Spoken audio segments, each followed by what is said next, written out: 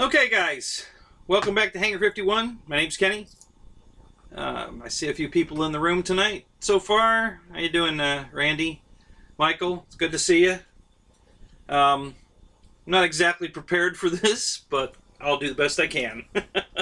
Had to work a little late, so but we're here and we're gonna make this work. Farmer Man, all right, welcome to the room. Glad to see you here. All right, so I'm not going to get started right away. We're going to let a few people get in the room. What I'm gonna try to do tonight, mostly for you Spectrum guys, but it'll work with anything. Listen, I don't work for Free Sky. I'm not a spokesman for them or anything, but I've been doing this for 47 years. And hey, welcome to the room, Michael. Good to see you. This radio here is the best radio I've ever had in 47 years. And it's one of the cheapest radios you can buy on the market. Right around 180 bucks. 16 channels, 60 model memory. It's a good radio. But we're going to get into all that. I'm just kind of giving you a little preview. So, but this bay here, you can get a module pretty much in any brand. Futaba makes modules that go in the bay. So if you fly Futaba, you can still use this transmitter and use the Futaba protocol. So it's available. But most of you guys are probably in Spectrum, and that's what we're going to focus on tonight. Just to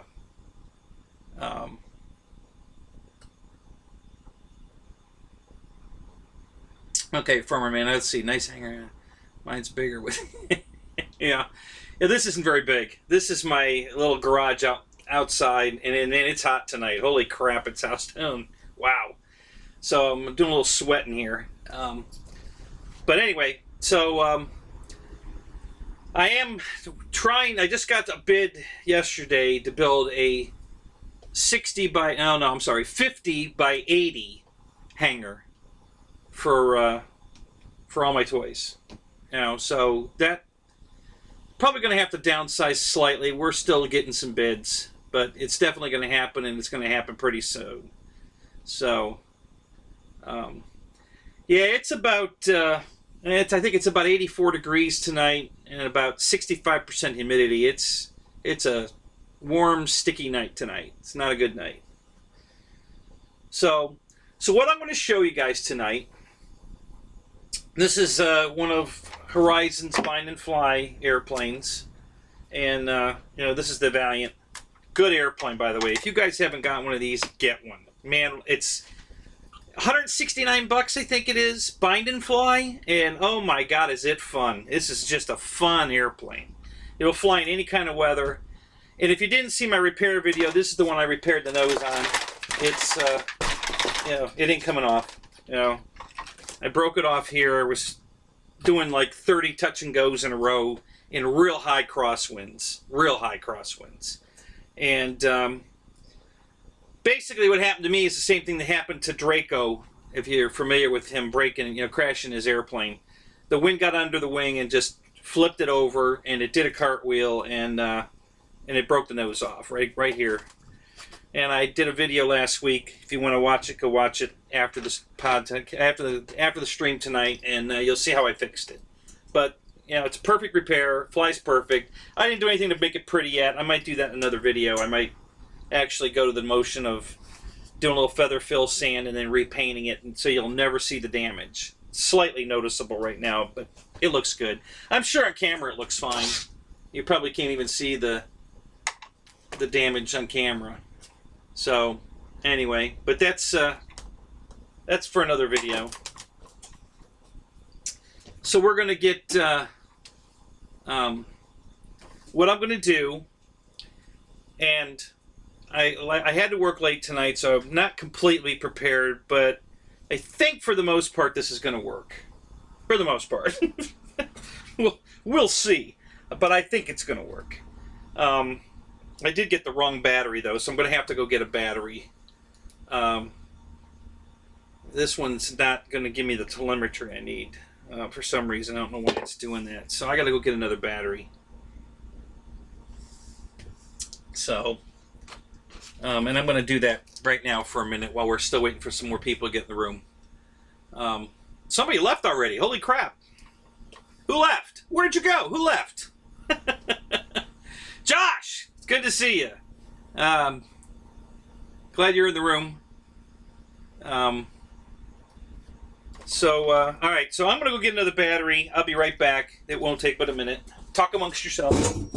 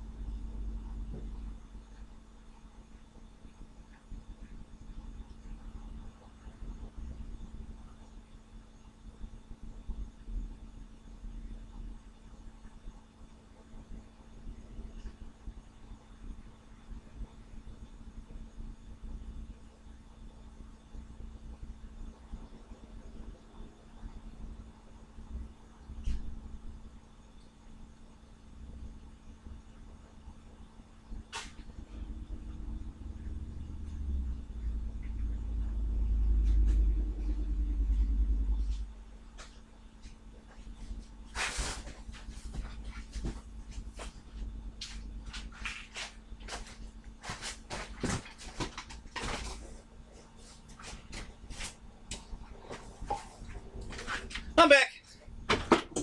It didn't take very long. Okay, so I'm doing a little testing here. Like I said, I didn't have a chance to get all this working prior, so doing a little testing right here. See if we can get. So let's see. That's there. That's there.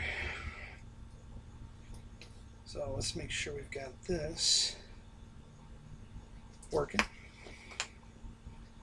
Perfect. That works. So that means this should work.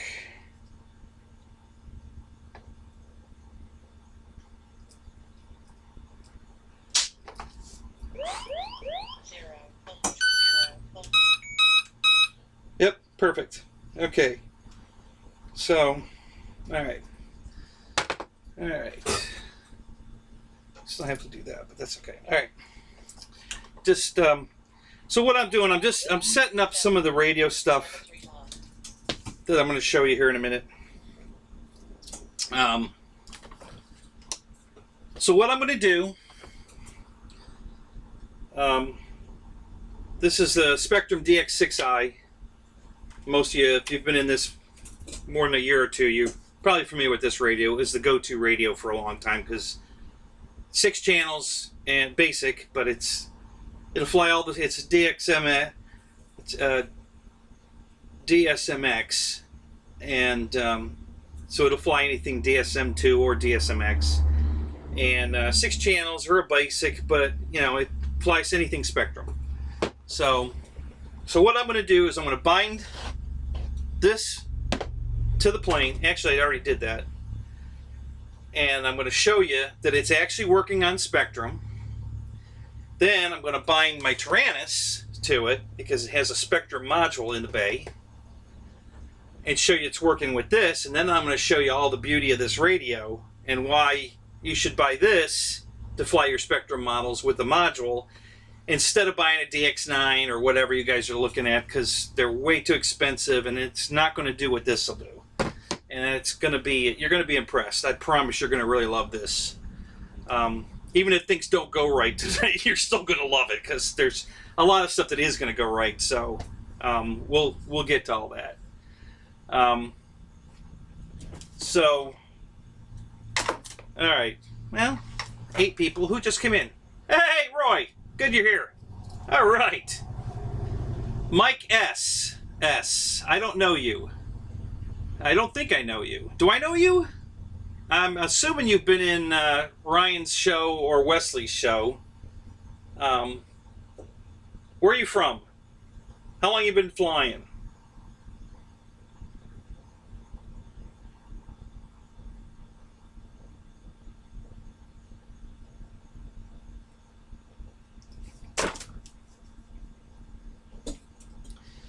Just so you know, Diet Cherry 7-Up.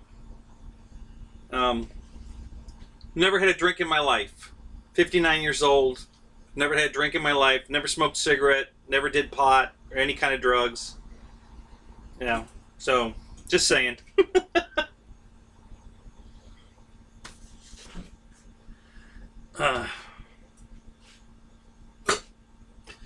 More tricks.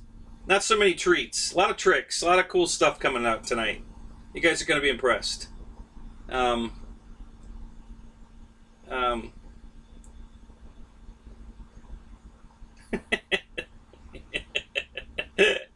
Yeah, just showing off that I'm not drinking beer or anything. I don't do alcohol. Listen, when you start at 13 flying this stuff, you don't have any money for beer and cigarettes. If you want to fly airplanes, you got to save all your money to fly airplanes. And then when I got old enough to drive a car, everything went toward, because I started drag racing the day I got my driver's license. I went to the drag strip the day I got my driver's license. Now, it wasn't a hot rod car. It was a 1970 Ford Maverick with a 6-cylinder in it. And in the little 6, the 170 horse. So my quarter mile ETs were like 19 seconds. Pretty horrible. But it was fun. I was young. Got me started. And it's gone quite a bit from there. I've done that a lot over the years. But this and my cars has taken up all my money. So I don't have any extra money for beer, cigarettes, or anything else. Women. My wife has to bring her own money. I don't have any for her. All right. So let's, I guess we can get started. 9 people in the room. Glad you're all here. Thank you. Appreciate that. Hey, I want everybody to tell me, how did you know we were on tonight? Did you see it in the Squawk room? Because I put it in Hobby Squawk. I put it on my Facebook page, and then I did a preliminary stream here. So where did you all find it? How did you know we were going to be here tonight? I know some of you were in the room last night, and I said I was probably going to be here tonight, but tell me where you found it. I'm just curious what kind of social media, where it's coming from. So you're in Georgia, Mike. Okay. And 3 years flying. Good. You got in at the right time. I got to tell you, after 47 years of this, it's never been a better time to be in this hobby than right now. It is just, what's coming out in airplanes and technology is just amazing. This is nothing like what it used to be.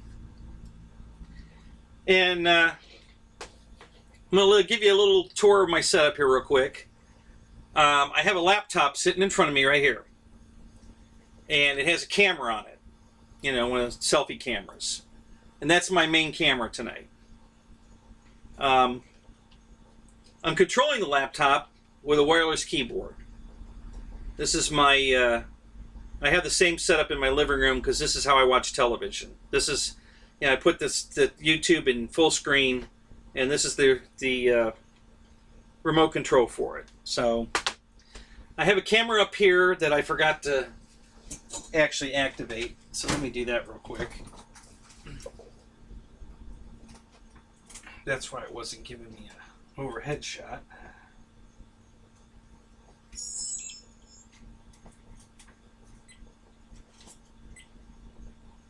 Okay.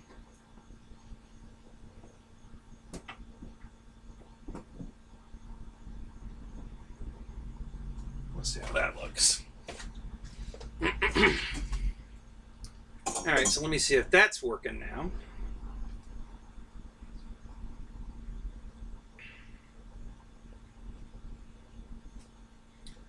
And no.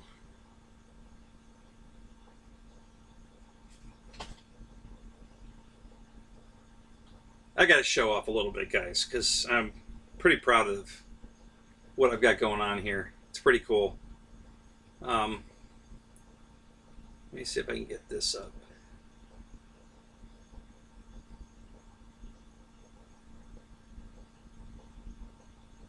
There it is. Okay. So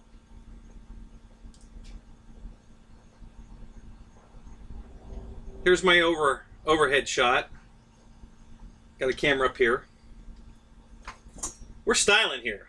And here comes something really cool. Wait do you see this? So I can go here to to my home page. Okay, so there you go.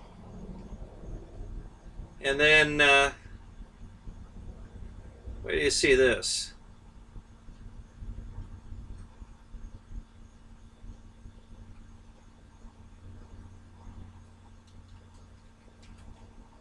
Got to show off a little bit. So, bear with me.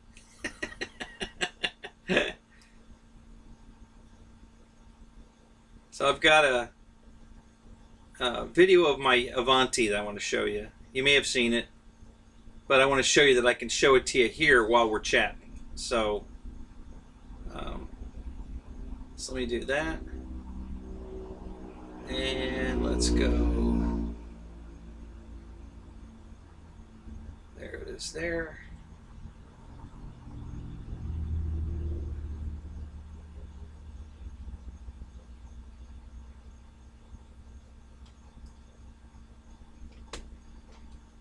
Okay.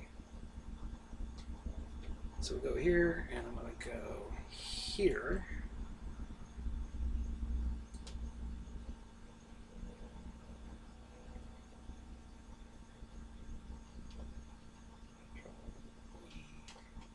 Okay. I'm going to turn up the volume a little bit.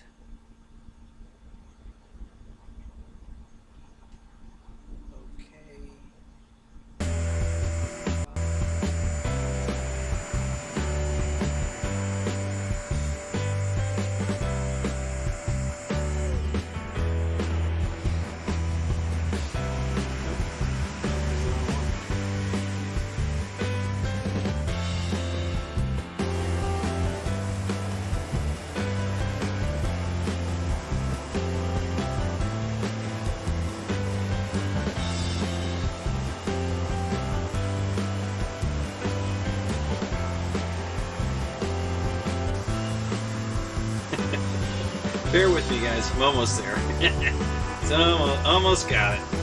Almost. Just about there. There. Bear with me, guys. I'm almost there. It's almost got it. Here. Just about there.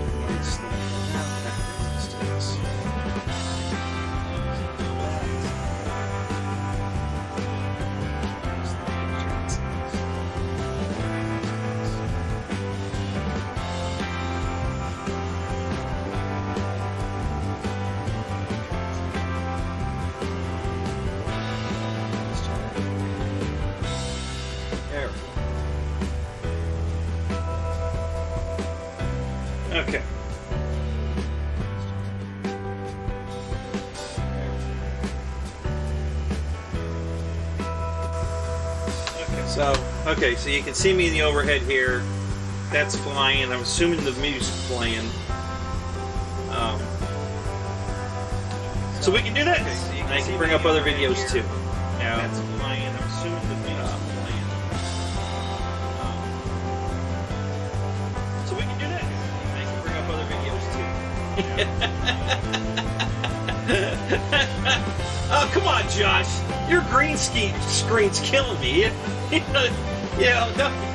don't have to get any more creative. You're killing me already. Your green screen's killing me. You don't have to get any more creative. I see a portal. What's that, Farmer Man? What are you talking about? Back, hello.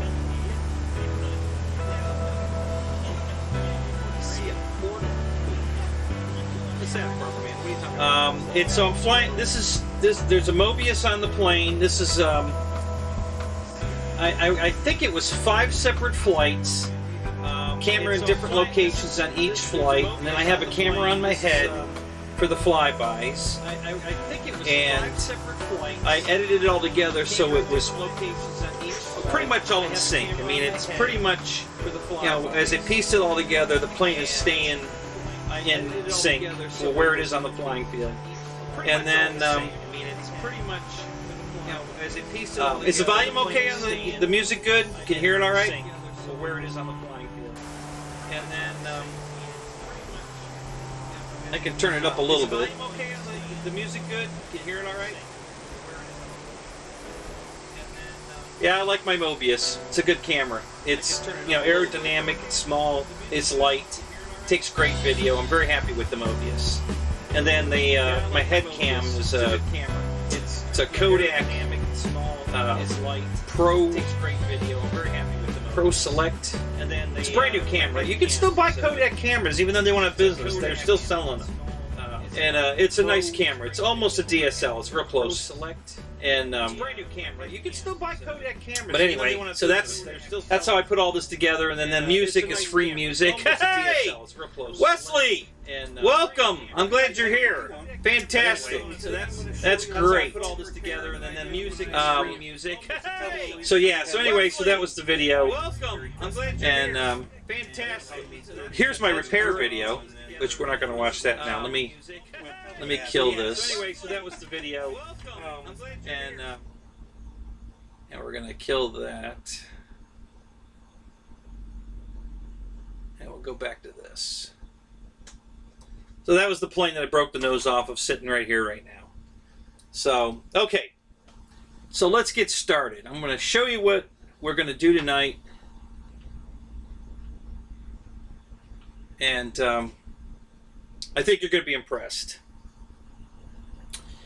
So what I have here for you, Spectrum lovers like Wesley, and before I get it started, I want to tell you, listen, I don't hate Spectrum. I think Horizon Hobby was brilliant when they came out with their own protocol technology and then put it in airplanes as a bind and fly. It was absolutely brilliant, okay? I own a lot of these airplanes. I think out of the 60 planes I own, at least 15 of them are bind and fly products from Horizon. They make good products. I mean, I really like a lot of their airplanes. And when you put a receiver in it, and all I got to do is bind it, it's, I mean, it was genius. It was a marketing genius. Now, I don't particularly like the Spectrum protocol. I've had quite a few issues with it. And so has Ryan. If you guys have caught his little drift, he flies Futaba most of the time. He flies Futaba on anything that he wants to save and keep. He's definitely, you know, he'll do Spectrum when he needs to, when he's demonstrating a new model. But if it's something he cherishes, he puts his Futaba equipment in it. He doesn't fly it with Spectrum. And that's exactly how I am too. You know, I fly Spectrum still too. When I get these bind and fly products, I fly them with Spectrum. But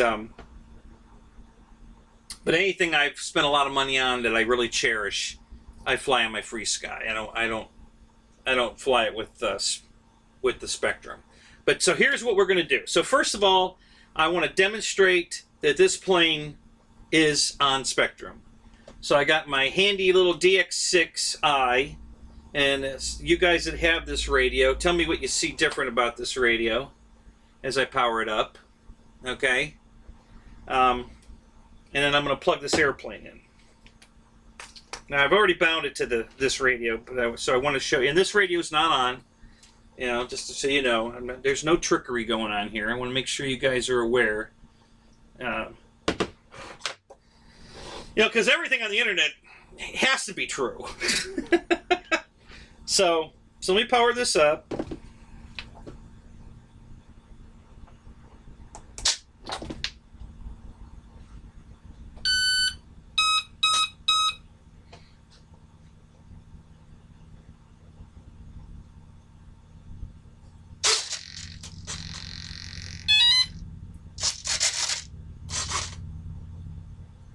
So the one flap's not going to work right because I don't have.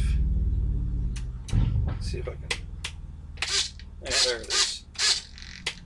So okay, so here's what we got. So the flaps work, rudder works.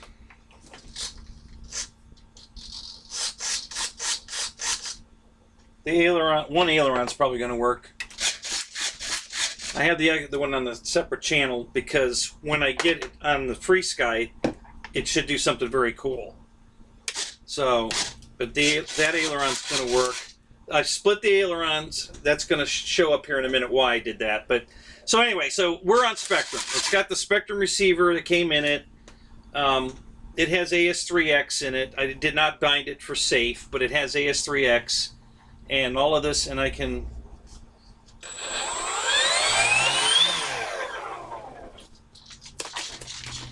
Okay, so you can probably hear it. You can probably see it, that the the AS3X is active. So it's definitely on Spectrum right now. Okay. All right. So now I'm going to now I'm going to show you what the first thing that's cool about this. But I can't show it to you on this radio because it doesn't have the technology. That's the whole point of this. So let's turn this off. Okay. And now we're going to put a bind plug in it because now I'm going to bind it to this radio. Now, when you put the module in the bay, you have to press this button to bind it. This is the bind button. So when I power this up, I'm going to be holding the bind button, and then it's going to bind to this radio, and I'm going to have control of it just like I did there, and then I'm going to show you all the cool stuff that this radio offers for peanuts. So let's do this because we don't want to show that off just yet. Not ready to show that off. So let's plug this in here. Wait a minute, I gotta put the bind plug in it. Let me get the bind plug here.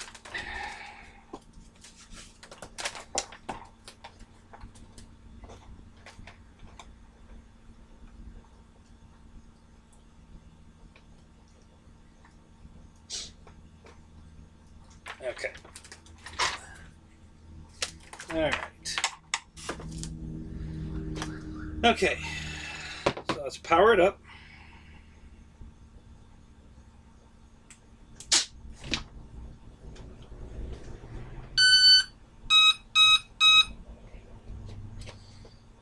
And then we're going to bind it.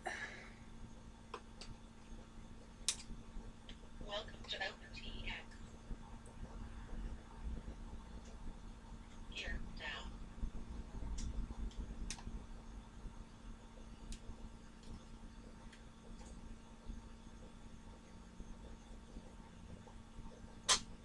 Yeah, it worked. So now the AS3X is doing its thing, and now everything's doing its thing. Okay, so now, and like I said, I didn't have time to set it up completely, but so here we go. So here's one of the things, a feature. So I have the ability to slow the flaps down. Okay, and the ailerons are working together, but it's also going to do crow. Okay, so now I can, it's not doing it right. Again, I didn't get it set up exactly right, but you get the drift. Okay, so the ailerons are still working, and with it in crow, so I can have the ailerons work as flaps, and then put the flaps down as well. Okay, and then so you got a lot of mixing going on in the radio that lets me do all this cool stuff. And then of course the rudder's working here, and the elevator's working here. Okay, so I'm demonstrating that the radio is working on Spectrum. We're working, the plane will fly on this module. The Free Sky system is going to give us the telemetry. I'm going to show you that here in a minute. So what's supposed to be happening, it's not working exactly right, and it would take me a few minutes to trim it out, is that the ailerons are supposed to, the flaps go down, the ailerons go up. That's crow. And what that does is, when you're doing maneuvers, it slows the plane way down. So you can put it in crow,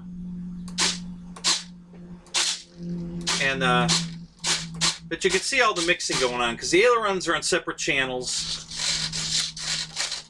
and depending on the mode I put it in, and because they're at extremes, they're not working exactly right. If I had them set correctly, See, it was never designed in this airplane. That setup is for a different airplane, but I just figured it's already set up, so we'll use it just to save time. But that's what I'm trying to show you here is, you know, we've got the ability to slow the flaps down. And I know your radio's like Wesley's, what is it, that IX-12 or... Yeah, I think it's on IX. I know it has that capability. No, I'm not, you know... I got that, but now I'm going to show you the cool stuff. Okay, so we all have battery checkers, okay? All of us. I hope you do. If you don't, you need to get them. So this is the telemetry module. It's $14. It can be used as a battery checker. So I'm going to plug it in and show you. So there you are. Okay. Can you see that all right?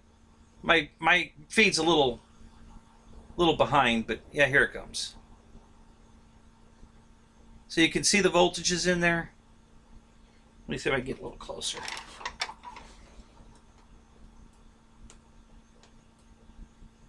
So it shows the full pack voltage, and it shows the individual cell voltages. Okay. Now, and it's only 14 bucks. This is going to send those exact numbers to the radio. Now, all I got to do is plug it in. Well, I have to do a little more than that. This is a 4-channel receiver that's 19 bucks. The only thing this receiver is going to do tonight is allow the telemetry to work. It's not flying the airplane. Nothing's plugged into it. The only thing I'm going to do is power it up. It's still flying on the Spectrum. I'm just going to power it up with this so that the telemetry works. So I'm going to plug that in here like this.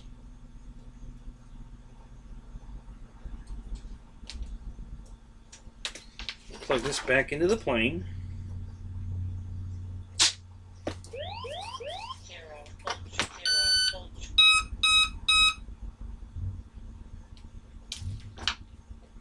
Okay.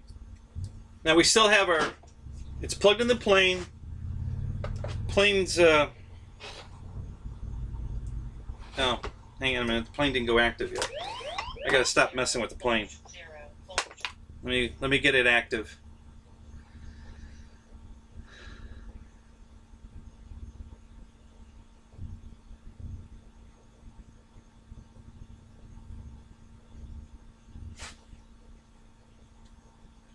Oh. Forgot to pull the bind plug out. Gotta rebind it. Hold on. You dumbass. Alright, let's turn that off. We'll start that again. I gotta rebind it. I forgot to pull the bind plug out. Alright, again, push the button. Turn the radio on.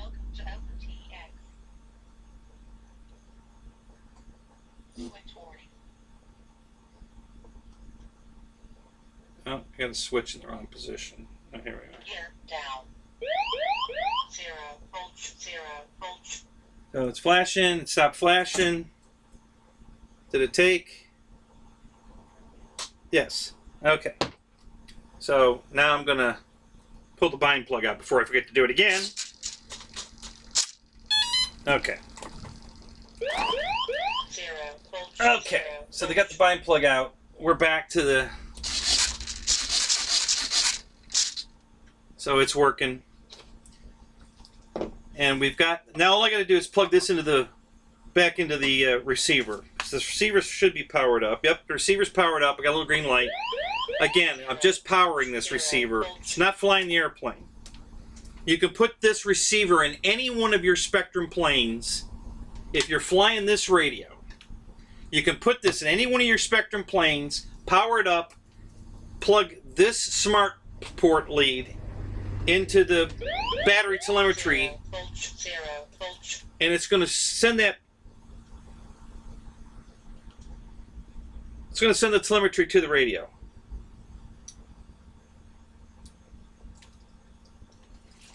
Okay. 25 dB, 11.4 volts. There it is. There's the cell voltage on the right-hand side of the screen there. Okay? So it's sending that data from that receiver to the radio. And of course, I have the radio set up. Oh, I'm a little too low. Let me pull it up. 11.4 volts. I have the radio talking. So it's actually going to verbally tell me what those voltages are and display them. Okay? I'm waiting for my line to catch up. I'm trying to get the glare out of the screen. 11.4 volts.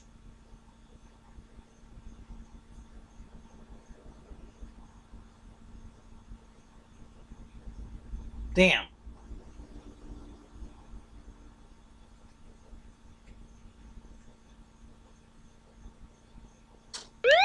Hang on a minute. 11.4 volts.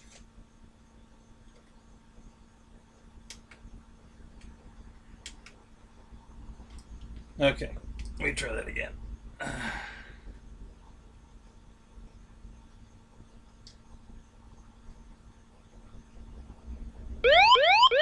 11.4 volts.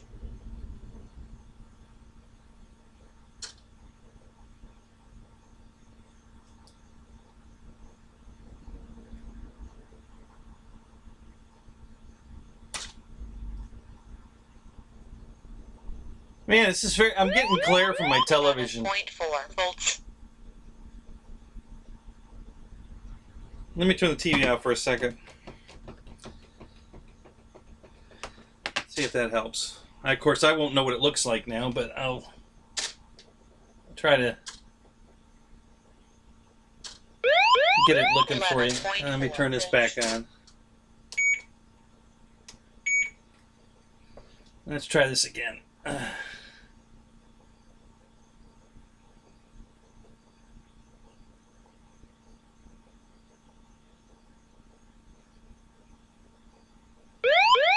11.4 volts.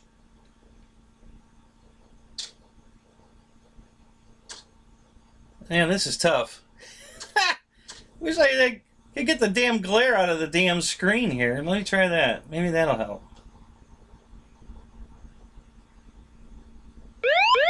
11.4 volts.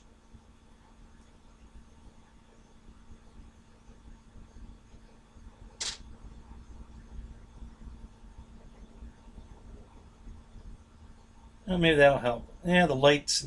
Okay, yeah, there you go. You can get. Yeah, you can start to see it there on the right. So you can see the voltages. 11.4 volts. Okay, there you go. So there you go. All right. So, and you can hear her talking. So she's telling me 11.4 volts because of the where I have it set to notify me. We've reached that threshold. So she's talking to me. She's telling me my battery voltage. 11.4 volts. I don't have the other. I can set that up.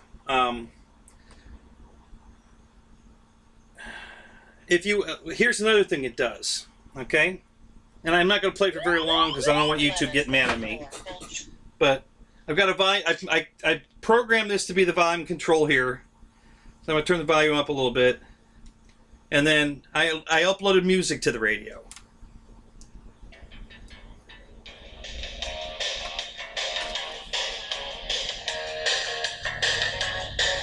Okay, so we got that too.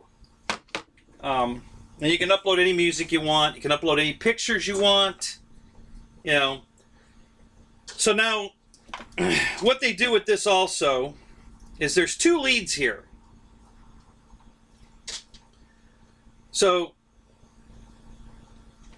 the smart port is going to here. Now, if I want to add more devices, you just daisy chain them together. You add another one here, and another one, and another one, and you just keep daisy chaining them together. And you can have all kinds of stuff going on at the same time. I usually have an altimeter, GPS. So it gives me airspeed and my altitude and my, of course, the GPS numbers, for, locating it. If you crash, you can just follow the longitude, latitudes, and take you right to the airplane. So that's really cool too. And then I've got a variometer for a glider, that makes the beeping sounds as you go up and down. So I've got that too. And so these are all, and they're cheap. A $19 receiver. Latitudes and take you right to the airplane. So that's really cool too. You can you buy these two pieces. You put an extra wire on it. You take it from plane to plane. Like when you put a battery in a plane, you put this in with it. You only have to buy it once. I bought more than one. I have quite a few of them. I only bought one receiver, but I have quite a few of the battery modules, and I leave them in all the planes, most of the planes. But so that's the technology there that is available to you guys. You're flying with timers. You forget to set the timer. No more of that. You don't have to do any of that anymore. This eliminates the worry of flying too long, killing your battery. Uh-oh. Oh, my TV just went out. Oh, the bulb in the TV just blew. Ugh, son of a bitch. So I'm not going to be able to see your comments very well because I'm going to have to read them on this little laptop.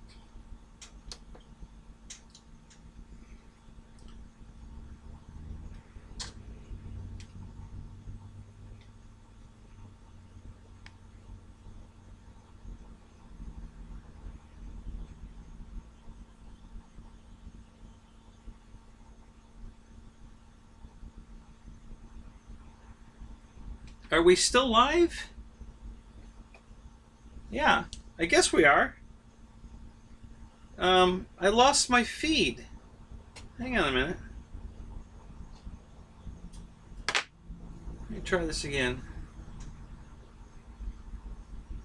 Maybe it's still here. Maybe I just scrolled down too far.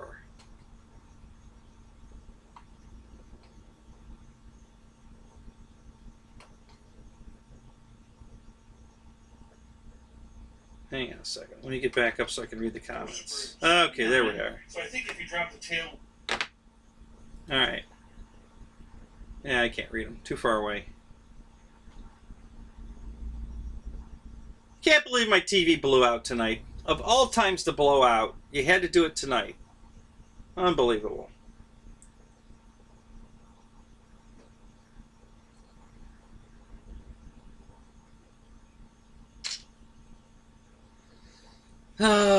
Are you going to come back? I hope you come back. Come on, TV, come on back.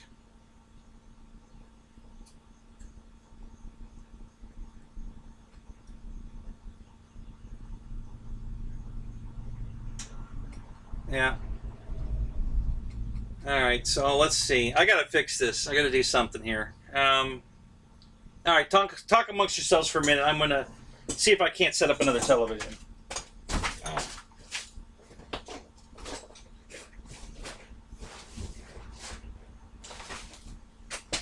You'll be able to hear me. You just ain't gonna be able to see me. So let me see if I move. Let's do this.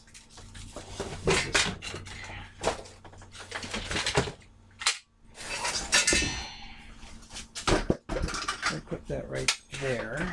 And I put this TV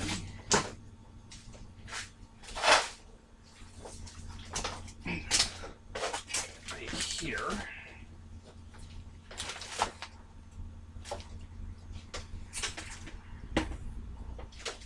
Plug this in somewhere.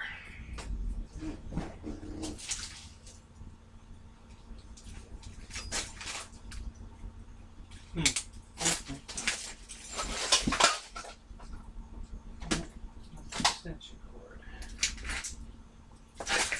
Oh, poop.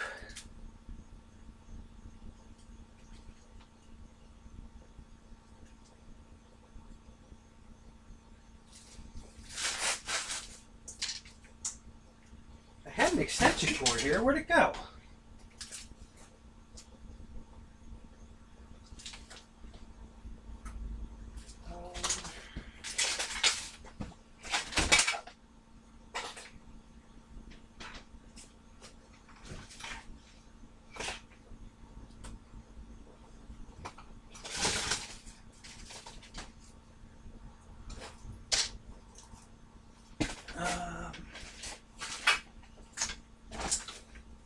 Well, I might be able to do that. Let's do that. Let's try this. Maybe this will work.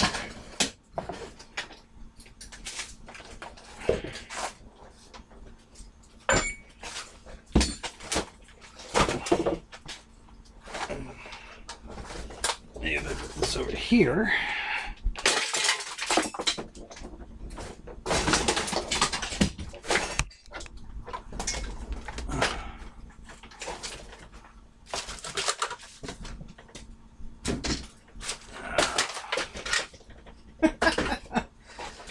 Wesley, so now I know what you're doing, and I know what you've been going through. I get it.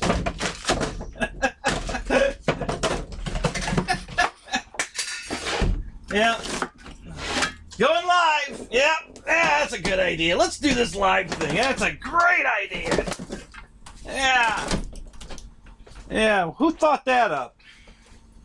Who was the genius that thought that was a good idea? All right, so let's try this.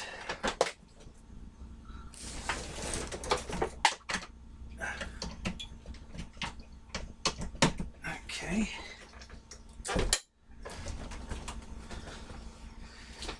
And then let's see if we can get the cable.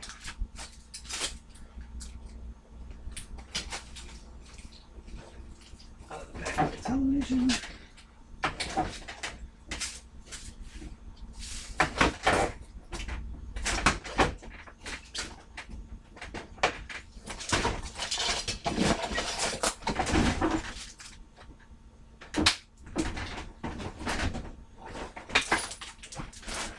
Out the field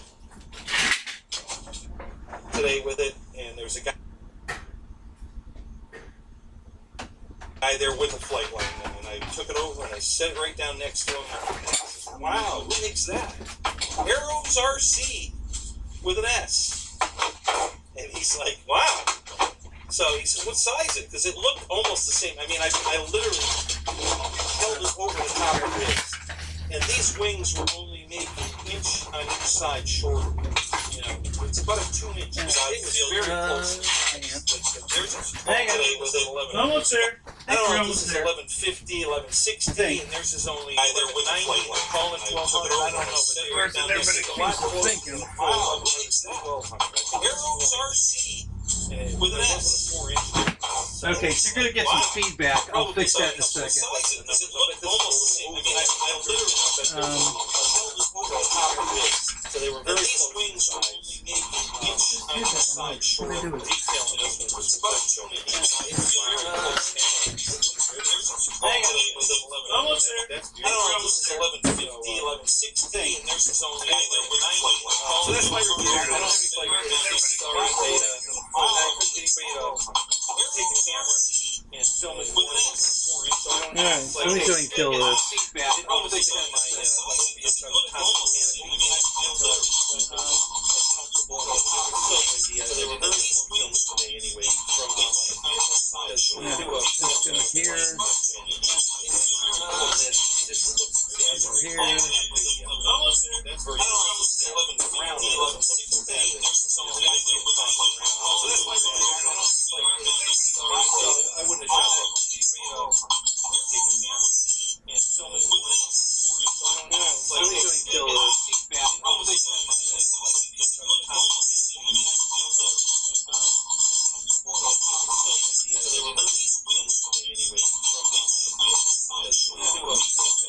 Okay, it should stop in a second here.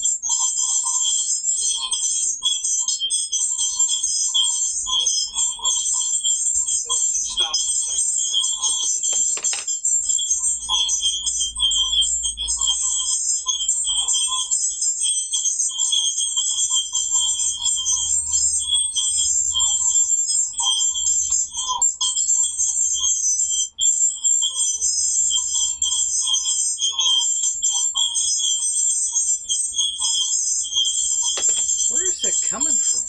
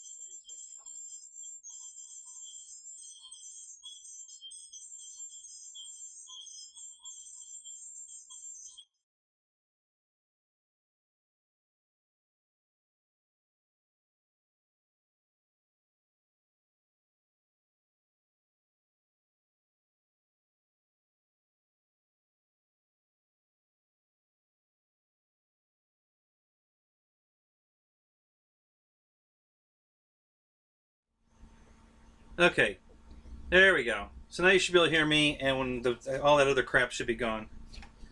Sorry about that. So, what have we got going on here?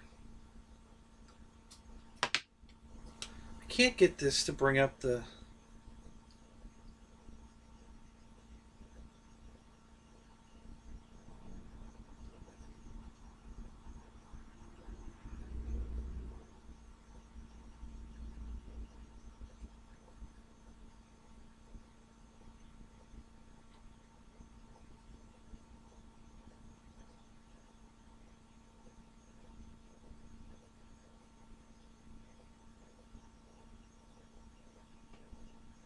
That's so weird.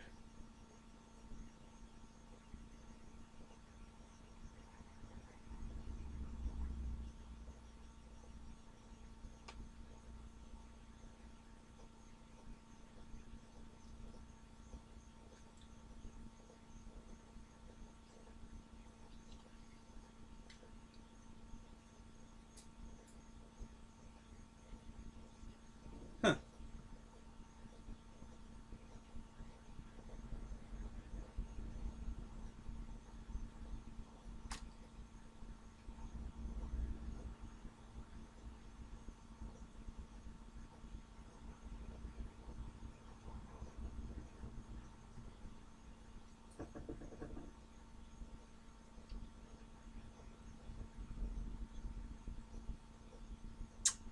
Sorry, guys. This is really depressing. I was really going to have some fun tonight, and then the TV had to quit. And I can't get this TV to bring up the HDMI feed for some reason. I don't know why. That's weird.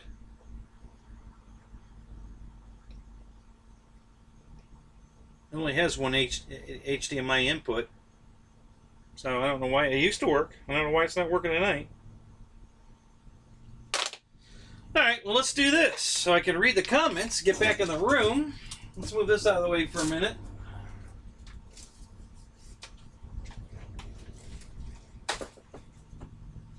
And I'll bring the laptop close so I can read and join in the conversation, because I want to talk to you guys. I don't want to... Of course, you're going to have a close-up of my ugly face, so sorry about that. But at least I should be able to read the comments now.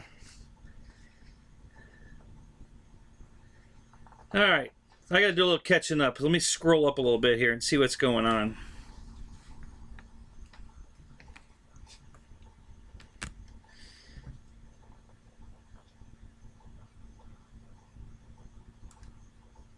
Ham radio.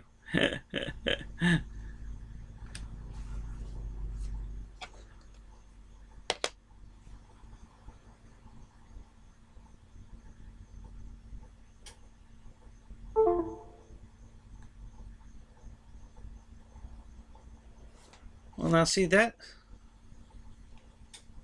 Recognize that the TV went off. Why isn't it showing the picture?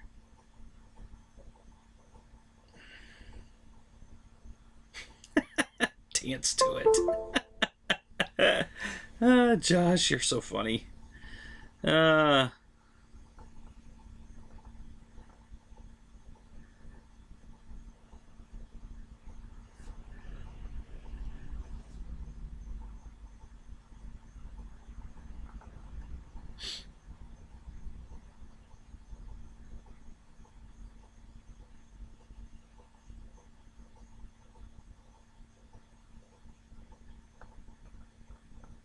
No, it wasn't the radios creating the noise. It was when I unplugged the television. See, the feed was going to the TV, and I had the TV muted.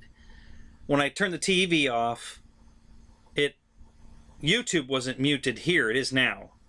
So all that feedback was coming from the internal speakers of the laptop that were silent because they were going to the TV, and I had the TV muted. So I had to mute the feed here. So that's where all that noise was coming from. So it should be fine now. I'm hoping it is.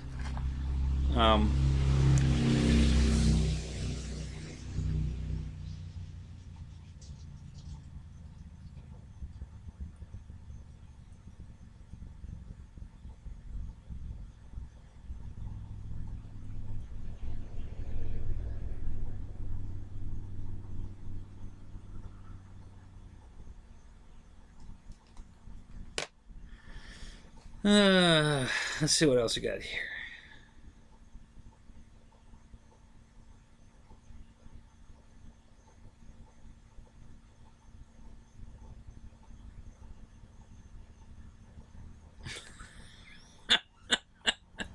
No, I didn't build a TV, Josh.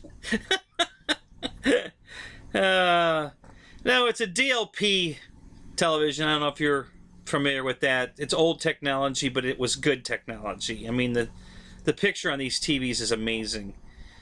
And this bulb's been giving me warnings that it was going to go out. And the new one should have been here 2 days ago. And now he's saying by Monday it'll be here.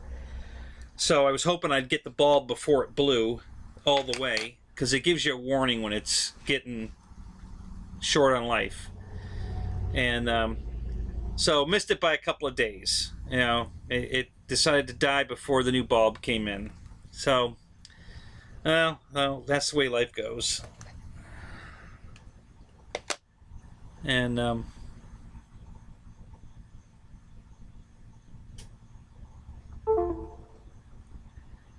now, see, that's weird. The laptop is definitely acknowledging that the TV's going on and off. So it is getting the feed. I don't know why it's not, why the TV's not accepting it. It's not, you know, I just have a blue screen. It's not playing the video, even though the TV is definitely talking to the computer, because we're getting the tone that tells it it's communicating. So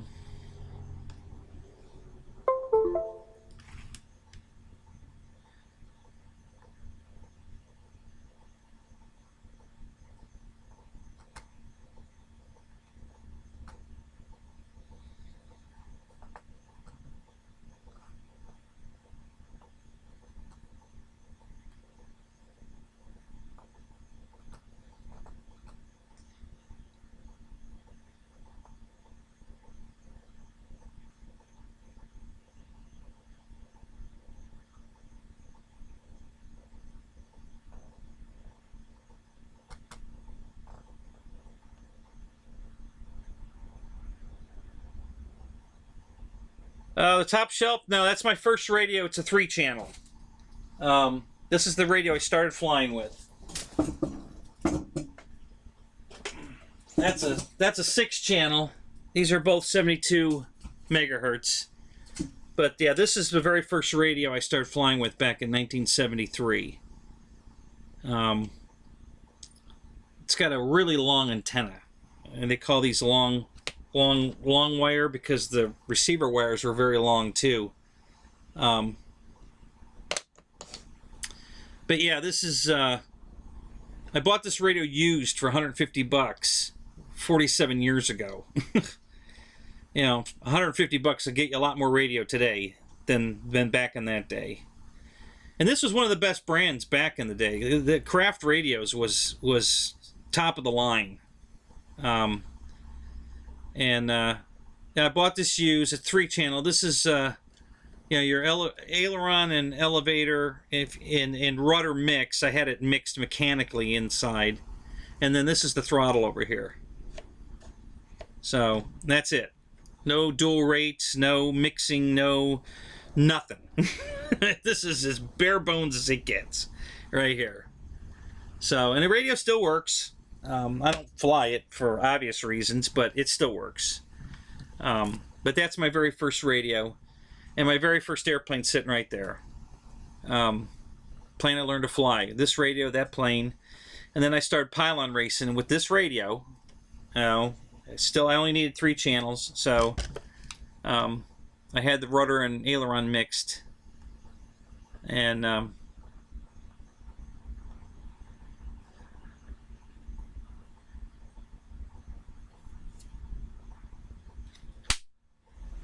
got baby mosquitoes out here too. So, all right, so let me get some feedback, guys. What did you think about, the telemetry and the, I mean, could you see it in the radio? You probably could hear it. I imagine you could hear her saying what the voltage was, and she was going to step that game up as the voltage dropped. She was going to start giving me individual cell voltage, the lowest cell in the pack, and the pack voltage, and then she's going to start talking. It's time for you to land, and then you should really think about landing. And she says a lot of other funny stuff too. As a matter of fact, I can demo some of the funny stuff she says. There's one of the guys that does the software work on this radio. He had his wife, her name's Amber, record a bunch of funny stuff, and I'm going to play it for you here in a second. And so it's called the Amber package. It's a free download. You can download it into the radio, and then you can pick all these different things that she says, and it's pretty damn funny. So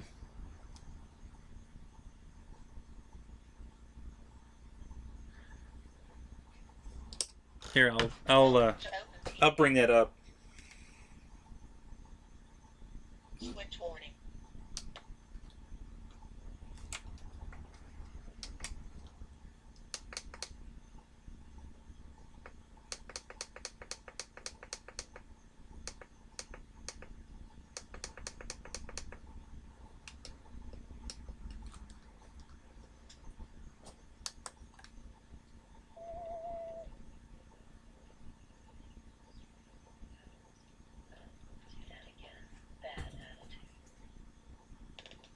Okay, so let me get back into OBS so I can see if the volume's pretty good.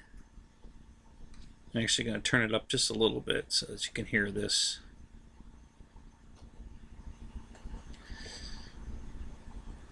Alright, so this is some of the funny stuff she says. Aren't you forgetting something? Please don't talk to me. I'm busy. Bad attitude. If you flick that switch one more time, shit is about to get real. Negative, Ghost Rider. The pattern is full. That didn't suck at all. Well, shit. Not that one. Oh, I like that one. Do it again. You're fucked. 3D Hobby Shop. Fly the best. It is time for you to land. You really should think about landing. Was it meant to do that? Angle mode, acro mode, horizon mode. Yeah. Oh, do that again. That's just some of the stuff she says. She's got a lot more funny stuff to say, but those were some of my favorites. And you can record your own voice and put that in the radio if you want. You can do that too. It's you can upload your own pictures. So if there's a airplane file in here that has probably at least 200 airplane pictures. So there's a picture of an F-16, a P-47, everything, even a lot of the, not just real airplanes, like the Bixler and the Bixler 2 that Hobby King came out with. Those pictures are in there. There's a lot of pictures in there. But you can add your own, too. So if there isn't a picture in there for a plane you want, you can add your own. You can upload your own pictures so that you're flying the plane with the right picture. So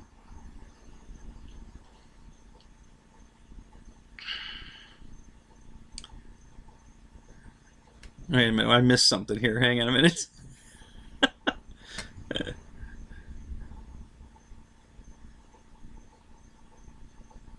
Hang on. I gotta...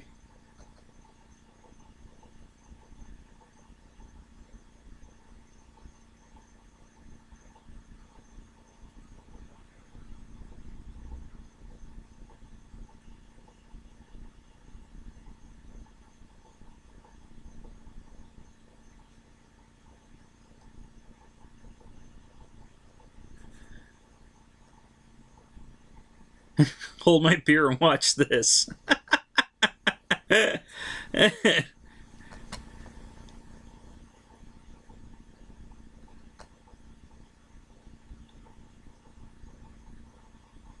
is a rerun? Well, yeah, a little bit. Yeah, I know. I talked a lot about this last night, Mike. But I wanted to show it to you tonight. So, so what'd you think? You know, give me your honest opinion. You know, I mean, for the price of this stuff, you know, that was one of the main reasons I bought the radio. It's just the telemetry. I just, you know, knowing what my battery voltages were, just so, you know, once you fly with that technology, it's hard to fly without it.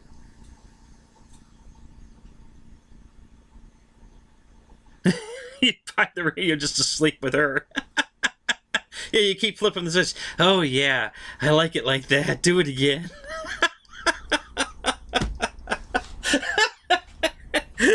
Yeah, there you go. That'd be great.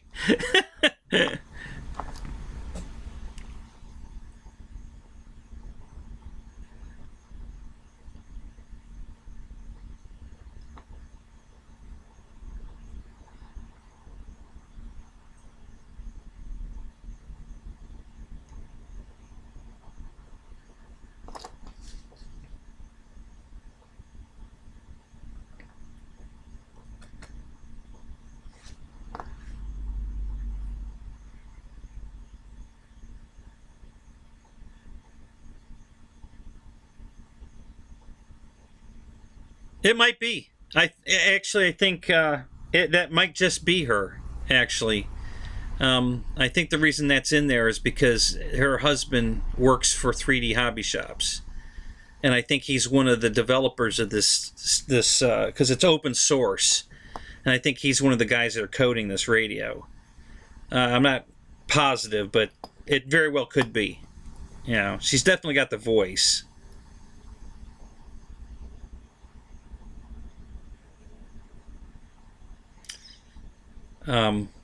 Yeah, I bought a second one of these radios. There was an upgrade model. It's called the Trans Plus, but it's the SE edition, and it's got a lot of upgrades. For $60, you get about $200 worth of add-ons. And the main reason I bought... Okay, so there was a rumor going around that either Free Sky was going to do away with the Taranis because the Horus, which is their upgrade radio, the sales weren't very good on the Horus, or they were going to do away with the radio, or they were going to raise the price of the radio way up to make the Horus look more appealing. Either one of those situations was not acceptable to me, so I bought another one. And I bought the one with the upgrades because it has the Halifax sticks, which there's no moving parts in the sticks. There's no pots to wear out. There's nothing to wear out. So that radio will never wear the sticks out, ever. Now, I don't know how people are wearing these sticks out, because this radio is 6 years old now. And I fly it about 3.5 hours every weekend. I usually put 12 to 14 battery packs through it on Saturday and the same on Sunday. Every weekend for 6 years. Pretty much for the weekends I missed, I made up for on days I went out to the field during the week. So it's pretty accurate that, you know, that's the kind of abuse this radio's been through in 6 years. And my sticks aren't wearing out. I don't have any pot issues. The radio's perfect. But just in case, because I can buy... Now, the sticks alone, if you wanted to upgrade the radio to the better sticks, it's $40. just for that. For $60, you get a whole lot more. You get new switches that are better. You get a removable antenna. The case of the radio is hydro dipped in 4 different color schemes. There's a camo scheme. It's a Arctic camo. There's a carbon fiber, so the whole radio just looks like it's made out of carbon fiber. And then there's 2 monster ghost scenes. The one's yellow, blue, and red. It's got these like ghosty figures on it, monsters. And then the other ones are dark red and smoky gray and black skulls on it. And those are the 4 different schemes you get that are hydro dipped. You get better. The sticks themselves are different. They're big wad ends, so they're better. You get a case. It comes with a soft case to put the radio in. See, for $60 you get all of those extras, and like I said, the sticks alone are worth $40. So I decided to just buy the SE model, and I'll never have to buy a radio again. These 2 radios will do everything I ever want them to do for the rest of my career flying. So there was just no reason not to get a second one, so I have a backup, and yeah, I'm good to go. It's great technology. I love this radio. So just wanted to show you guys some options. If you don't have to buy a Spectrum transmitter to fly your Spectrum radio, your Spectrum airplanes. I fly all my Spectrum airplanes off this radio, and it works just fine. And then by adding this, I get all my telemetry as well. And still fly on my Spectrum. And like I said, you can just move this from plane to plane. And it's simple one. That's all you got to plug in. You plug that in, and everything comes live. You plug this into the battery, in the balance port, up to 6 cells, and you plug this into the radio just to get power, and that's it. And it goes live, and you get all the telemetry. So it's simple to install, and for me, it's a no-brainer. I don't know what you guys think, but for me, it's just a no-brainer. Just amazing technology, especially for the price. After I stopped flying the DX6i, I lost 6 airplanes flying this radio. Had to do with the flying field. There were 2 radio towers at each end of the runway, and everybody warned me. And they all fly Spectrum too, but they know we're getting shot down by these towers, and everybody keeps flying it anyway. And I said, no, I'm done with that. So it's time to get another radio. So I started looking around. I wanted a radio that had at least 9 channels, and it had to have sliders of some kind, so that I could do like Ryan does on his flaps. He has it on a slider so that he can proportionally put his flaps down. So I wanted to make sure that it had that kind of features. And then price. So how much is it going to cost? Not just for the radio, but how much a receiver is going to cost. Because that was important to me. So I spent about 4 months researching all these different radios, and this one just shined above and beyond. It was for me the price and the price of the receivers, and the latency of the radio, the reliability of the radio, the channel hopping of the radio. This thing's using the entire band. It's hopping the entire band. I don't know if you guys have watched this guy from New Zealand, RC Model Reviews, Bruce Simpson. He put a Spectrum radio on an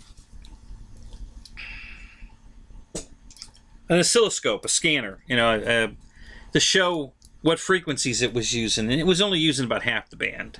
It wasn't using all of it, and this radio uses all of it. So if the frequency hopping is important, again, this radio's better at it.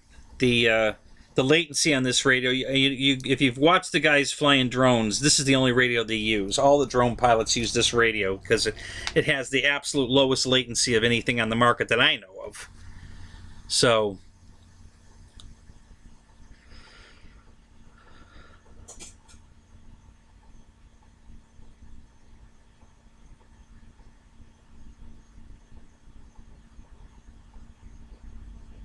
Okay, but which one you have? The Josh, you have the what? The Q7? Is that what you told me?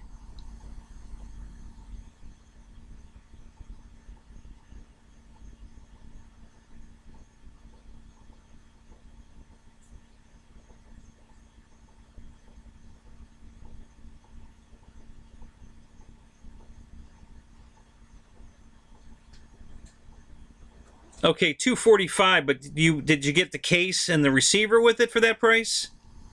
Because that's usually about what it goes for when you get the receiver. I think you get an 8-channel receiver and the hard case. Oh no, you bought the upgraded model. You bought the SE.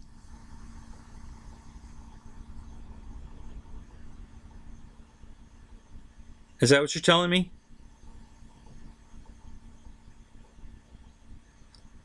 Okay, but yeah, it's the SE model, right?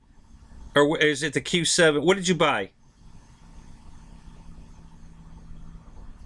I don't remember. I don't remember if you bought the. Oh, you got the camo. Okay, all right. So that everybody else knows, this is the case.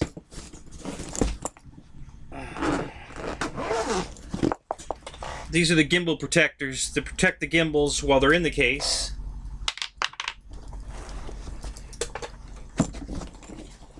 And this is the camo scheme.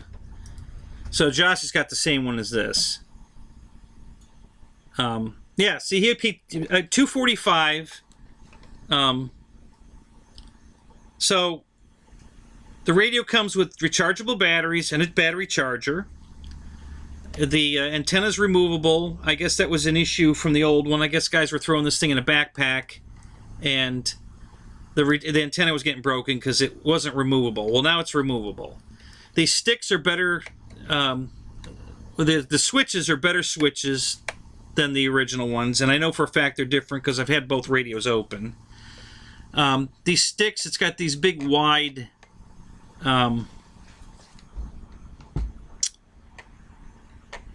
It's got a big wide thumbprint. So they're. I don't know. A lot of people like them better. I don't care. I'm fine with either. They're not a big deal, but they're better sticks. You know, the case is hydro dipped, so that's better. Better looking. I think it looks pretty cool. What else did they change on it? And then the Halifax gimbals, so there are no moving pots in the gimbals. Yeah, Josh, the sliders don't center perfectly. Usually you don't have them on flight controls, other than flaps possibly.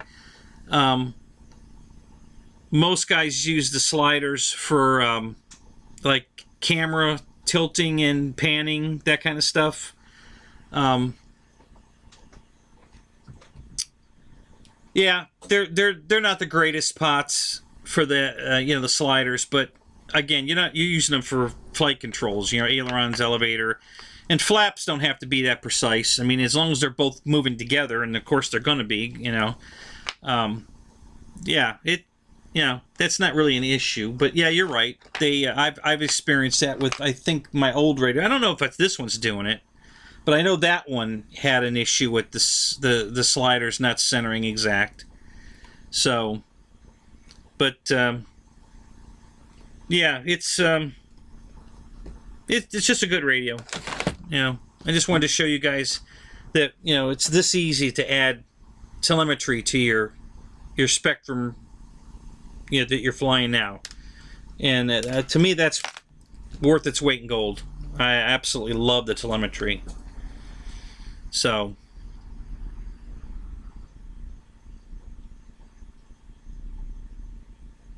oh, 3-way. What did I miss?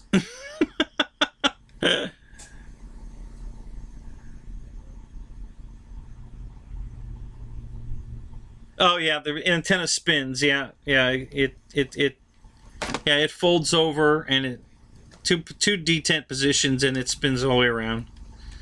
So yeah, it's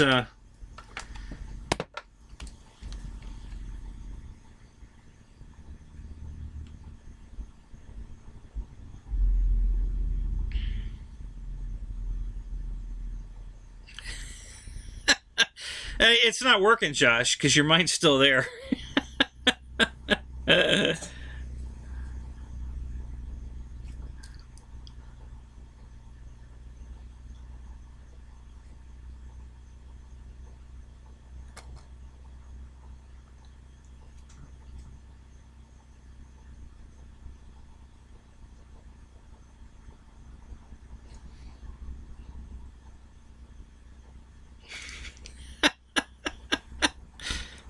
Yeah, Roy's tearing it up tonight.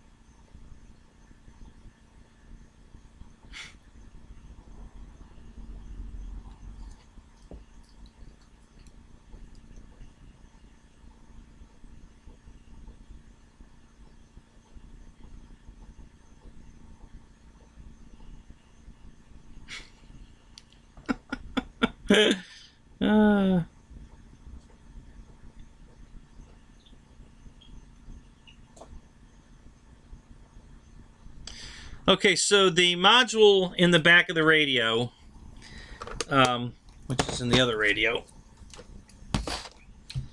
the last I checked, Horizon sells it for $109. It comes with a receiver. I think it's an 8 or 9 channel receiver. I think it comes with. I think it's about an $89 receiver normally.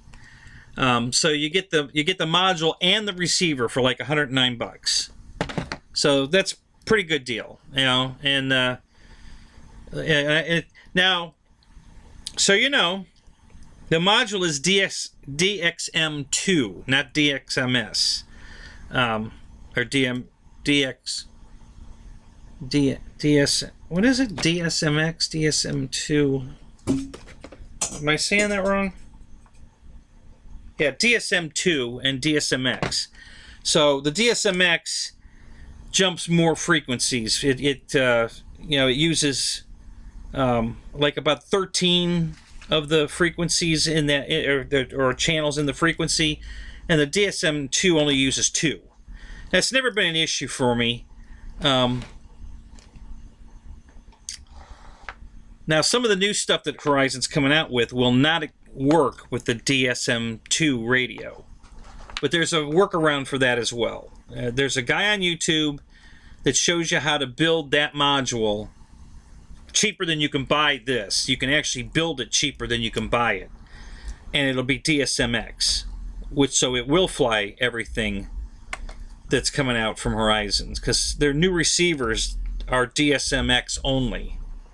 And but the only plane I own out of everything I own that won't work on this radio, and I have to use the DX6i, is the new Aptera, the mini Aptera, the one that's 1.3 millimeter, not the large Aptera, but the small one.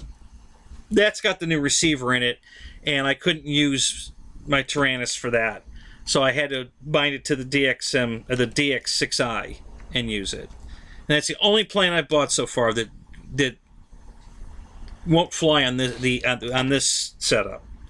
So, but it's coming. They are getting rid of the DXM2 stuff. So, but like I said, it's a real easy. And if you don't have the skills to build the little module that goes in that. I'm sure you can pay the guy something and he'll build it for you. Yeah, it's a pretty simple deal. And then it'll work with everything that Horizon comes out with. I'm probably going to end up building one anyway. I mean, I've had this one for 6 years, but if I buy an airplane that has the new receiver in it and I can't fly it on this, I'm probably going to have to, bite the bullet and build the upgraded one so that it'll fly everything again. But that's not going to happen for a while. I'm still they're still using, as long as it's got the 636 receiver in it, this will work it. It's that new AR610 receiver, I think, is the one that's DSMX only. So as long as the plane comes with a 636 receiver, you're good. You know, and now almost everything they sell still comes with the 636. So this will fly all of that. But it's going to phase out eventually. You know, that's just. I think the IX12.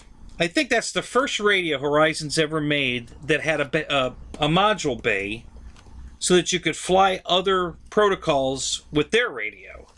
All this time, they didn't want you flying other stuff with their radios. They're trying to lock you in to Spectrum. That's their whole. It's genius marketing.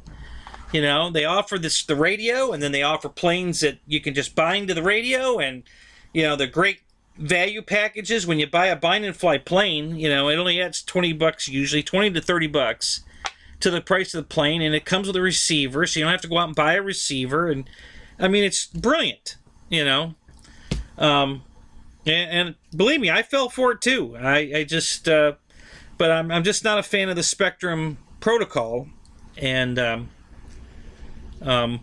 you know, and I wasn't going to spend the money that they want for these other radios. They're too expensive. You know, a DX6, DX9, or the IX12, too expensive. I didn't want to spend that kind of money. And then again, their receivers. You know, if you want to put their, you know, you buy something other than one of their bind and fly products, and you want to buy a receiver, and especially one of their telemetry receivers, you know, it's over $100. You know, to buy a receiver that has telemetry capability to put in something else that didn't come bind and fly. So that's the shortcomings that I could see down the road that I needed to change my thinking. I still want to be able to fly Spectrum, don't get me wrong. I wanted to be able to buy these bind and fly planes they come out with because I love them. I've got at least 15 of them. And I absolutely love them. But I needed more options than that. That was what drove me to this radio. You know. So.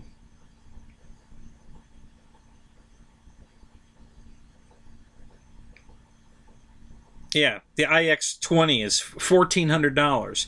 Yeah, I just saw an ad, I think on, was it on Tower? Some new Futaba radio, $3,300. I'm like, oh my God. No, listen, I love this hobby, but that's just way out of my league. I can't afford that kind of radio. That's crazy.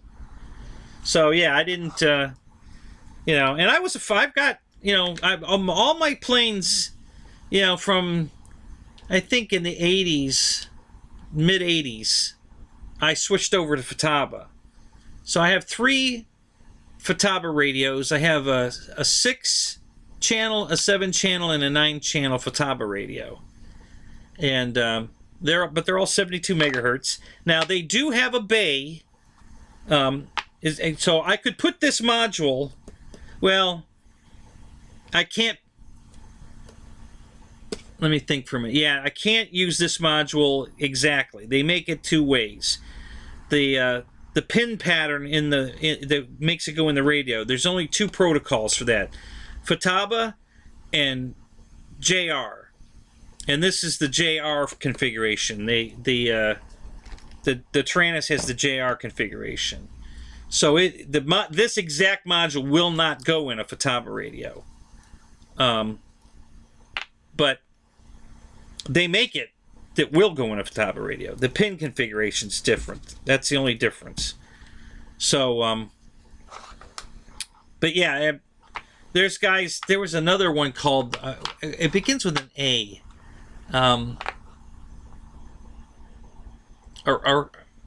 Geez, what was the name of that?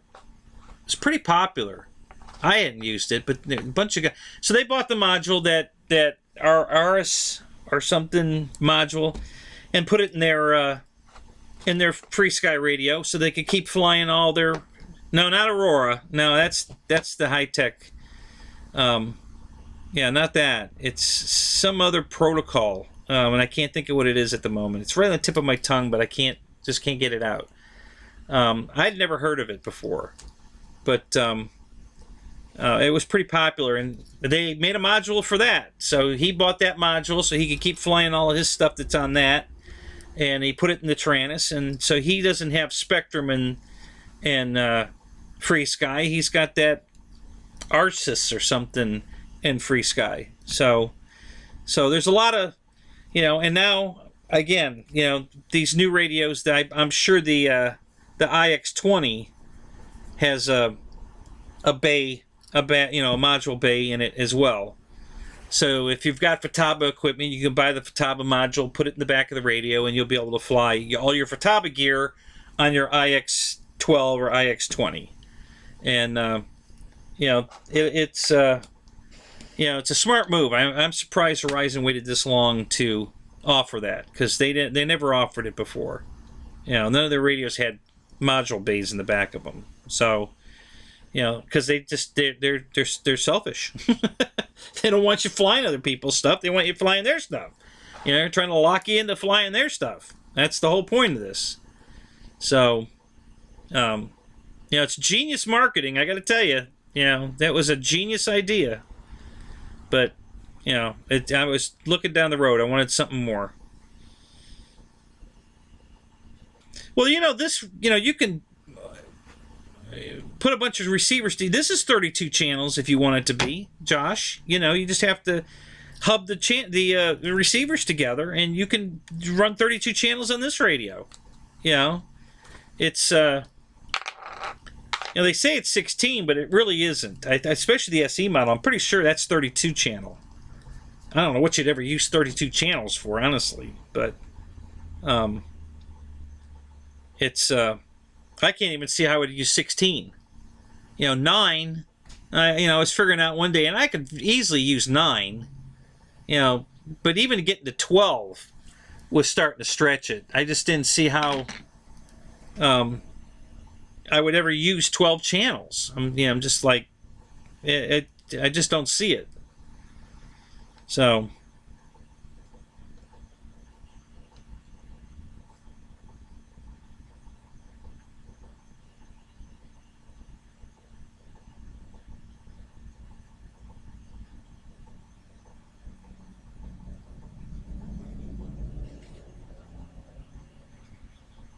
Right, and that, like I said, all the drone guys that are racing their drones are flying this radio because the latency is the lowest of anything on the market. And when you're flying a drone, you can't have that lag. So.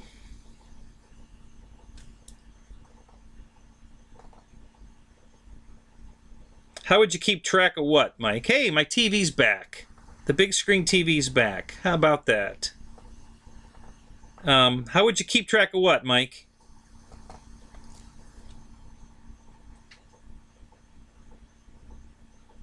I'll be right back. I'm going to plug my feed back into the big TV. It's back on. It's working again. So I'll be right back. Just keep talking.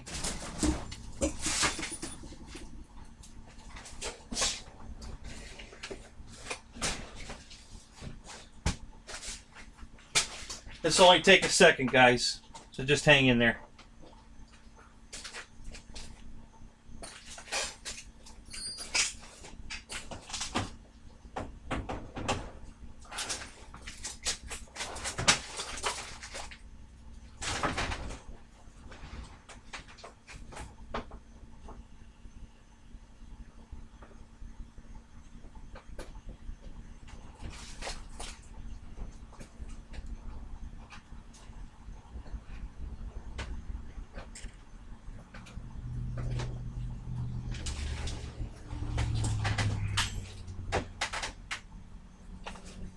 Okay, we're back.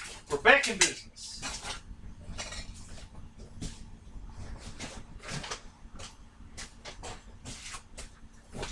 Yeah, that's much better. So now I can back this up.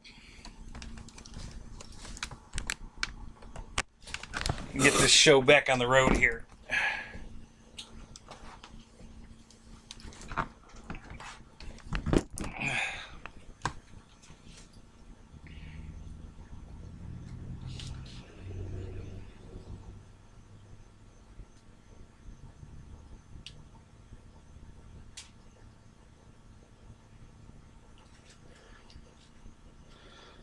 of 32 channels. Oh, I see what you're saying, Mike. Yeah, right. I mean, what could you possibly, you use one channel to make the pilot's head turn. You make one channel to make the pilot's arm move. I mean, besides the standard flight controls, you can have the pilot doing some stuff, and you can, put, you can make it, like on an F-18, you can make the ladder come down, and, there's things you can do, but man, 32 channels? I can't see it. I just don't know what the hell you can make the damn thing do for that. That's just crazy. Now, I've seen some scale stuff, but I've never seen anything that could use 32 channels. That's just way beyond the norm for sure. I don't even know what you would use it for. So that's why, like I said, I bought this radio because it's definitely going to suit my needs for the rest of my life. I'll never have to buy another radio.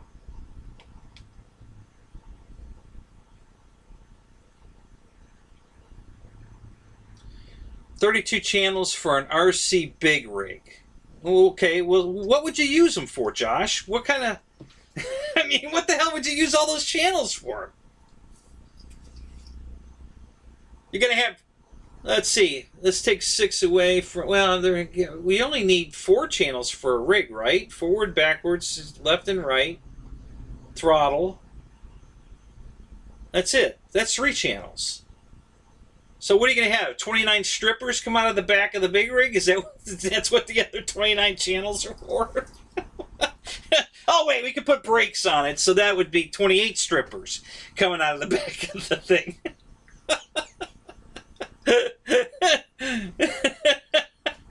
Yeah, I can't see it. I don't know what the hell you'd use it all for, but whatever. But yeah.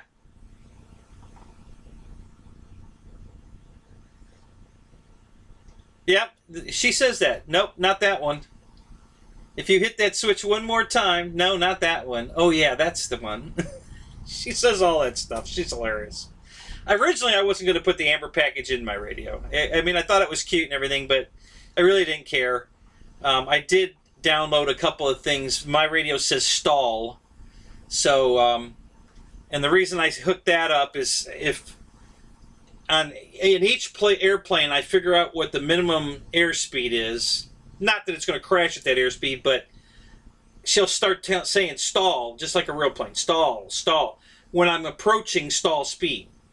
So I set the threshold with the GPS in the plane, and then I have her start saying stall. So if I'm coming in for a landing, and you guys, I'm sure you've all experienced this, if the plane's coming right at you, it's very hard to tell how fast it's going. So it's real easy to get below stall speed and not realize it. But if you've got her in your ear telling you you're stalling, you know you need to speed up because you're at that threshold. So you need to give it a little gas, throttle back up a little bit until she stops saying stall. Once the GPS threshold goes above what you've got it set at, she stops saying it. So I went online. There's a place, I think it was I think it's called Audacity. It's a program. It's a website you can go to, and basically it's a text editor that speaks to you. So it takes any kind of printed material and reads it back in a voice. And there's quite a few voices you can pick. So you type something in the box and you hit play, and she reads it to you. So I guess the technology was designed for like reading emails to you.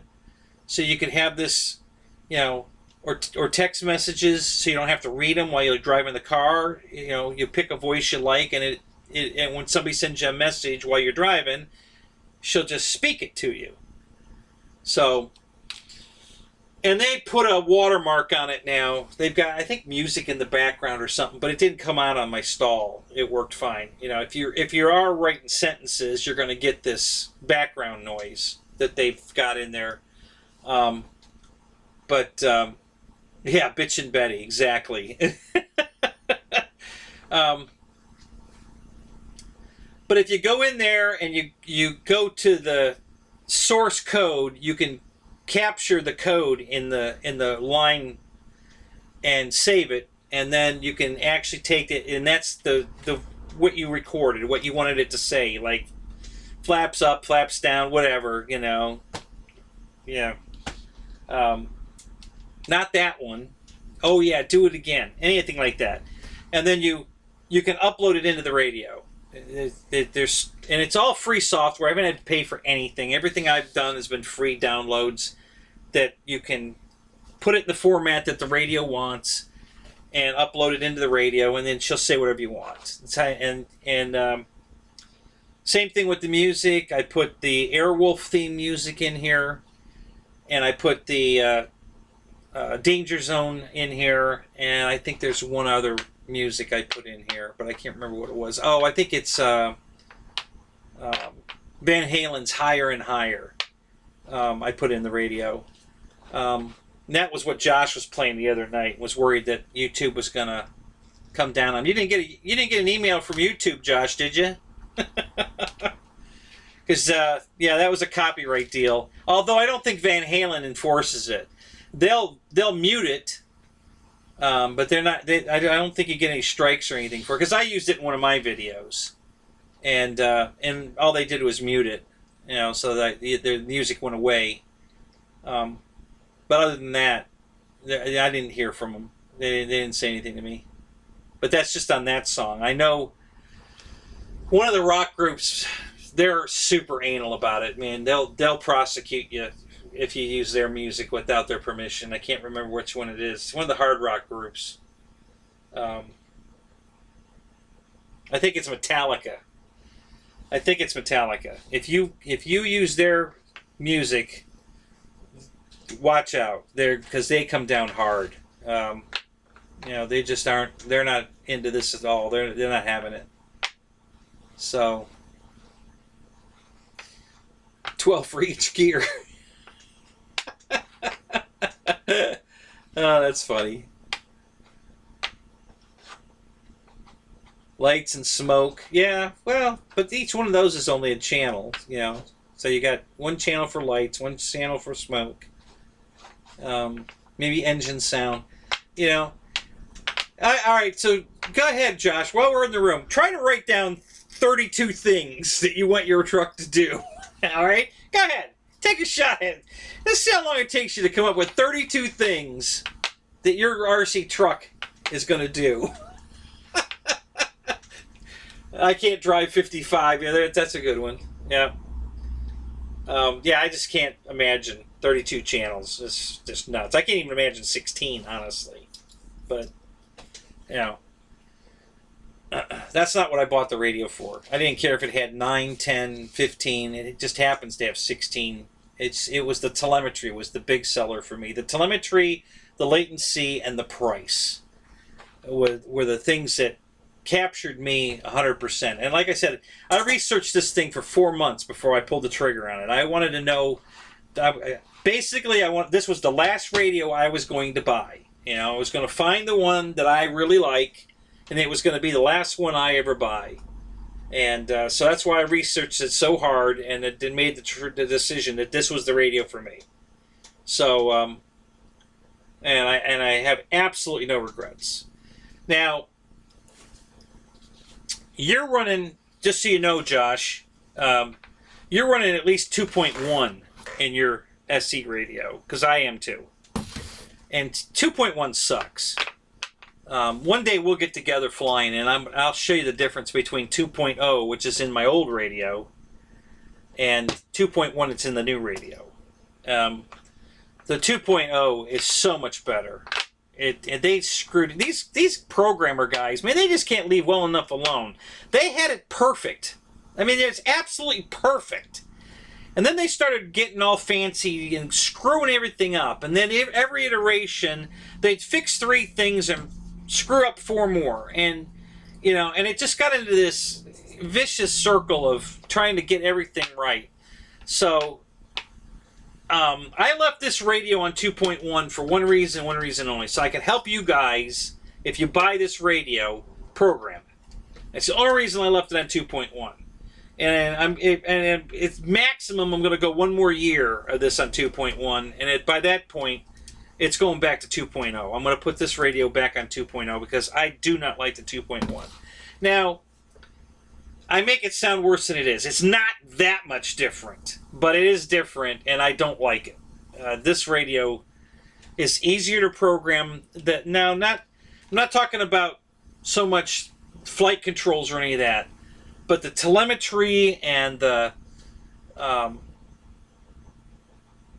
verbalization, all the audible commands that she talks to you, that you can have the radio give you, the information, even the timer, audibly, she reading the, they screwed it all up. Mine doesn't say, the old radio says, 4 minutes, 3 minutes, 2 minutes, and then when it gets to 1 minute, it goes to 30 seconds, and then it starts giving you, I think, 10-second intervals, and the speech is right. She's saying it correctly. And this radio, and I haven't upgraded this radio, I'm sure they fixed it, but all the taglines and what she actually is saying are wrong. Like instead of miles per hour, it's gallons per minute. And, it's all screwed up. So, and everybody laughs about it. And you can fix it. I mean, you just got to play with it. And you end up, saying you want kilometers per, mile or whatever. And then she'll say, 2 minutes. And, but you got to screw with it. And I know they've fixed it, but I don't want to go through all the iterations of upgrading and find out what more they've screwed up. So I'm just going to leave it alone. I've gotten used to it. I know how to fix it the way it is. I'm not upgrading it, but I am going to go back to 2.0 eventually, because this radio is perfect. There's absolutely nothing this radio needs to be fixed. It's perfect. It does everything simple, super easy. It just, I don't know why they screwed with it, because they really had it right when they, this wasn't the first version. I think this had 1 or 2 upgrades before I bought the radio. It came with the upgrade already done. I didn't do the upgrade. And it's perfect. Doesn't need anything. And then they came out with 2.1 and screwed it all up. So, they really screwed up the telemetry. It's much harder to set up than... Again, it's doable. It's just... And if you haven't had the 2.0... you're probably fine with 2.1 because you don't realize the difference. But since I had 2.0 and then they went to 2.1, I'm angry because they screwed it up. It was much better before. So, like, when I was showing you the battery telemetry, it did that automatically. I didn't have to set that up. In 2.0, you got to set it up. You got to actually go out and discover the sensors, and then you have to program each code of the line, for cell 1, cell 2, cell 3, if it's a 3-cell pack, and then the lowest cell. You have to program it all into it. You don't have to do that. As soon as you put the module, you plug it in, the radio knows what to do with it. And all of it all goes live instantly. You don't have to do anything. You don't have to set up the screen. You don't have to tell it which one it just does it automatically. It was so simple. Just, I can't even begin to tell you how easy that radio was to program versus the 2.1. So, but I left it on 2.1 because I want to be able to help people that are having trouble with 2.1. So, I can live with it. It's not a deal breaker by any means. It's just aggravating, because once you're spoiled with the perfect radio, you buy this nicer, better radio, and the verbalization's all screwed up, and then the way the telemetry sets up is all screwed up, and just kind of irritating. But again, it's not a big deal. So,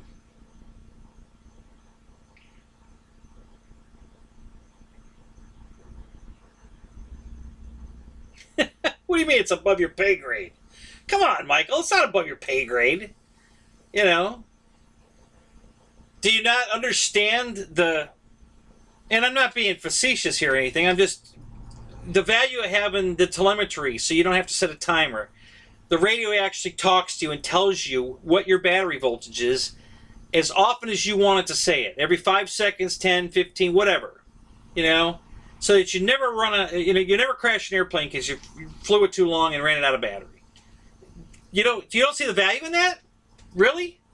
I mean, And how many times have you landed in a plane thinking you might be out of battery, and then you check it and you've got, oh man, I could have flown for 2 more minutes. Oh, that used to happen to me all the time. It used to irritate the hell out of me. Oh man, I could have flown for 2 more minutes. So, what's about to die? Oh, your phone? Josh, are you washing me on your phone? Seriously?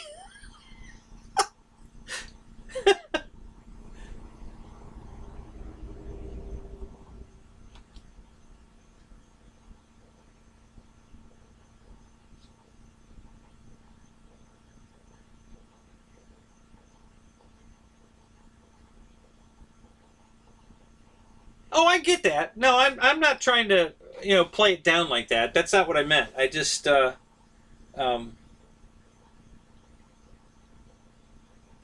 phone is all I get.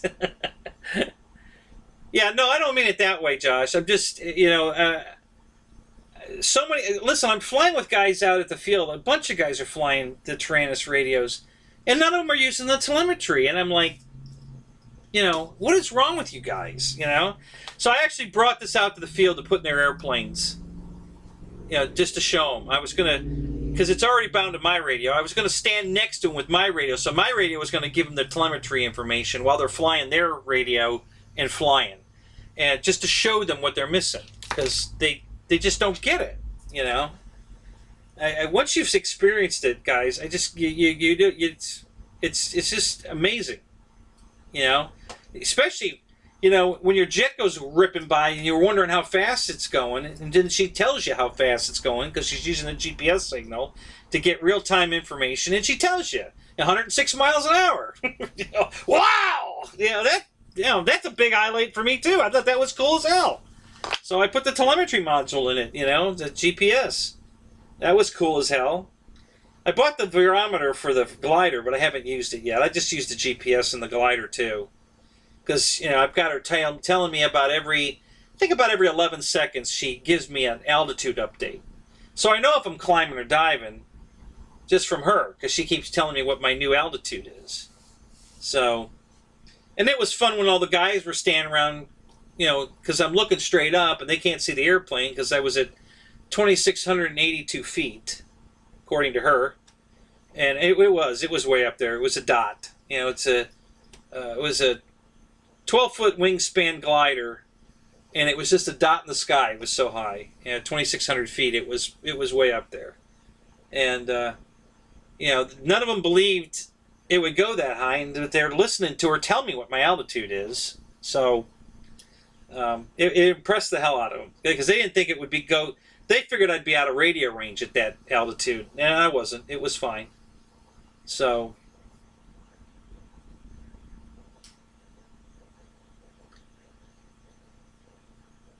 The Jayhawks. All right, Jeff. Glad you're here. Welcome. Glad you made it to the show.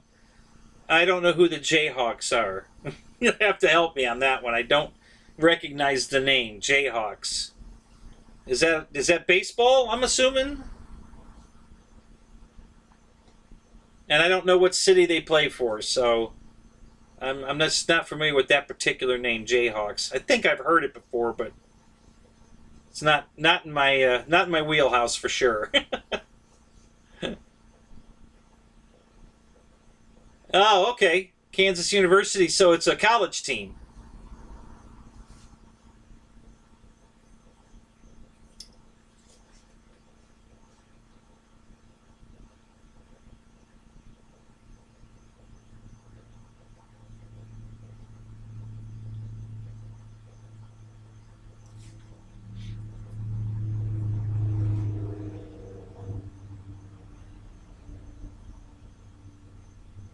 The 49ers are winning. Okay, I know who they are.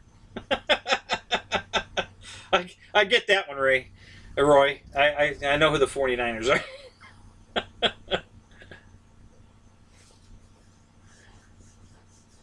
Yep, blue blood basketball. Okay. Yeah, I like stick and ball sports. I used to like them a lot more. when they made all the rule changes in football, I really lost interest. Offensive pass interference. What? Yeah, I really lost interest in football. Always liked basketball. I love baseball. I go to a lot of hockey games with a friend of mine.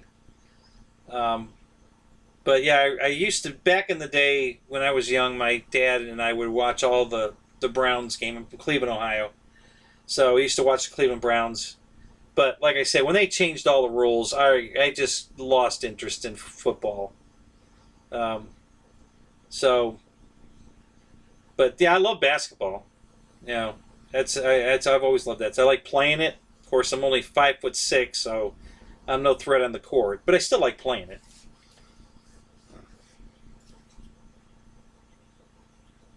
Oh, okay. Well, there you go. Way to go, Roy.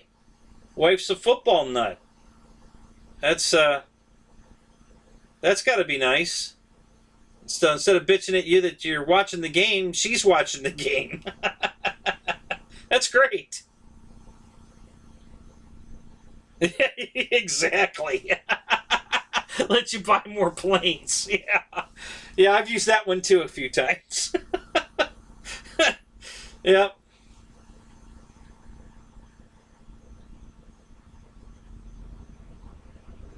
All right, so guys, throw some stuff out here. What do you guys want to talk about? What's my next show going to be? What do you guys want to do? Because I want to do this stuff for you guys. I asked last night what you guys wanted to see today if I did the show. Of course, I'm doing the show, but radio came up. So I did the thing on the radio, and of course I'll answer any more questions. If you guys need to get a hold of me for any reason during the week or on a weekend when you're flying, or if you have a question, Instagram me anytime. I mean, I will absolutely answer an Instagram message when I get it. Now, I don't live with my phone. I leave the house a lot of times without my phone, and this is me. Oh, I forgot my phone. Oh well. I don't care.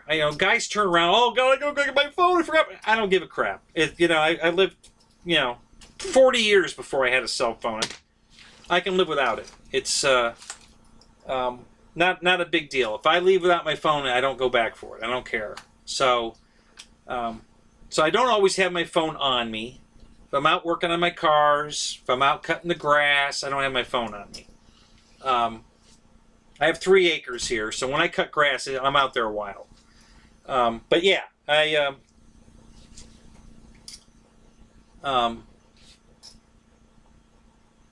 yeah, if you have questions, Instagram me or contact me through Facebook. I'll give you my personal phone number, and you guys can call me.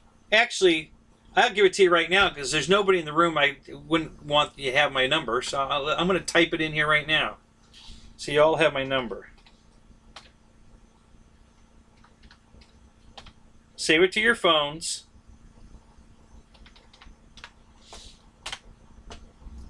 So that's my phone number. Put it in your phone. You got questions, call me anytime. I'm usually up till like 3 in the morning, my time, Eastern Standard Time. I'm in Florida. Call me anytime. I love this hobby so much, and I just love to help people in it. So, yeah, call me. I'll be happy to help you. Any questions I can answer for you. Even Spectrum questions, guys. I don't hate Spectrum. I absolutely don't hate Spectrum. It's not my favorite protocol, but I don't hate it. And I know a lot about it. I could probably help you.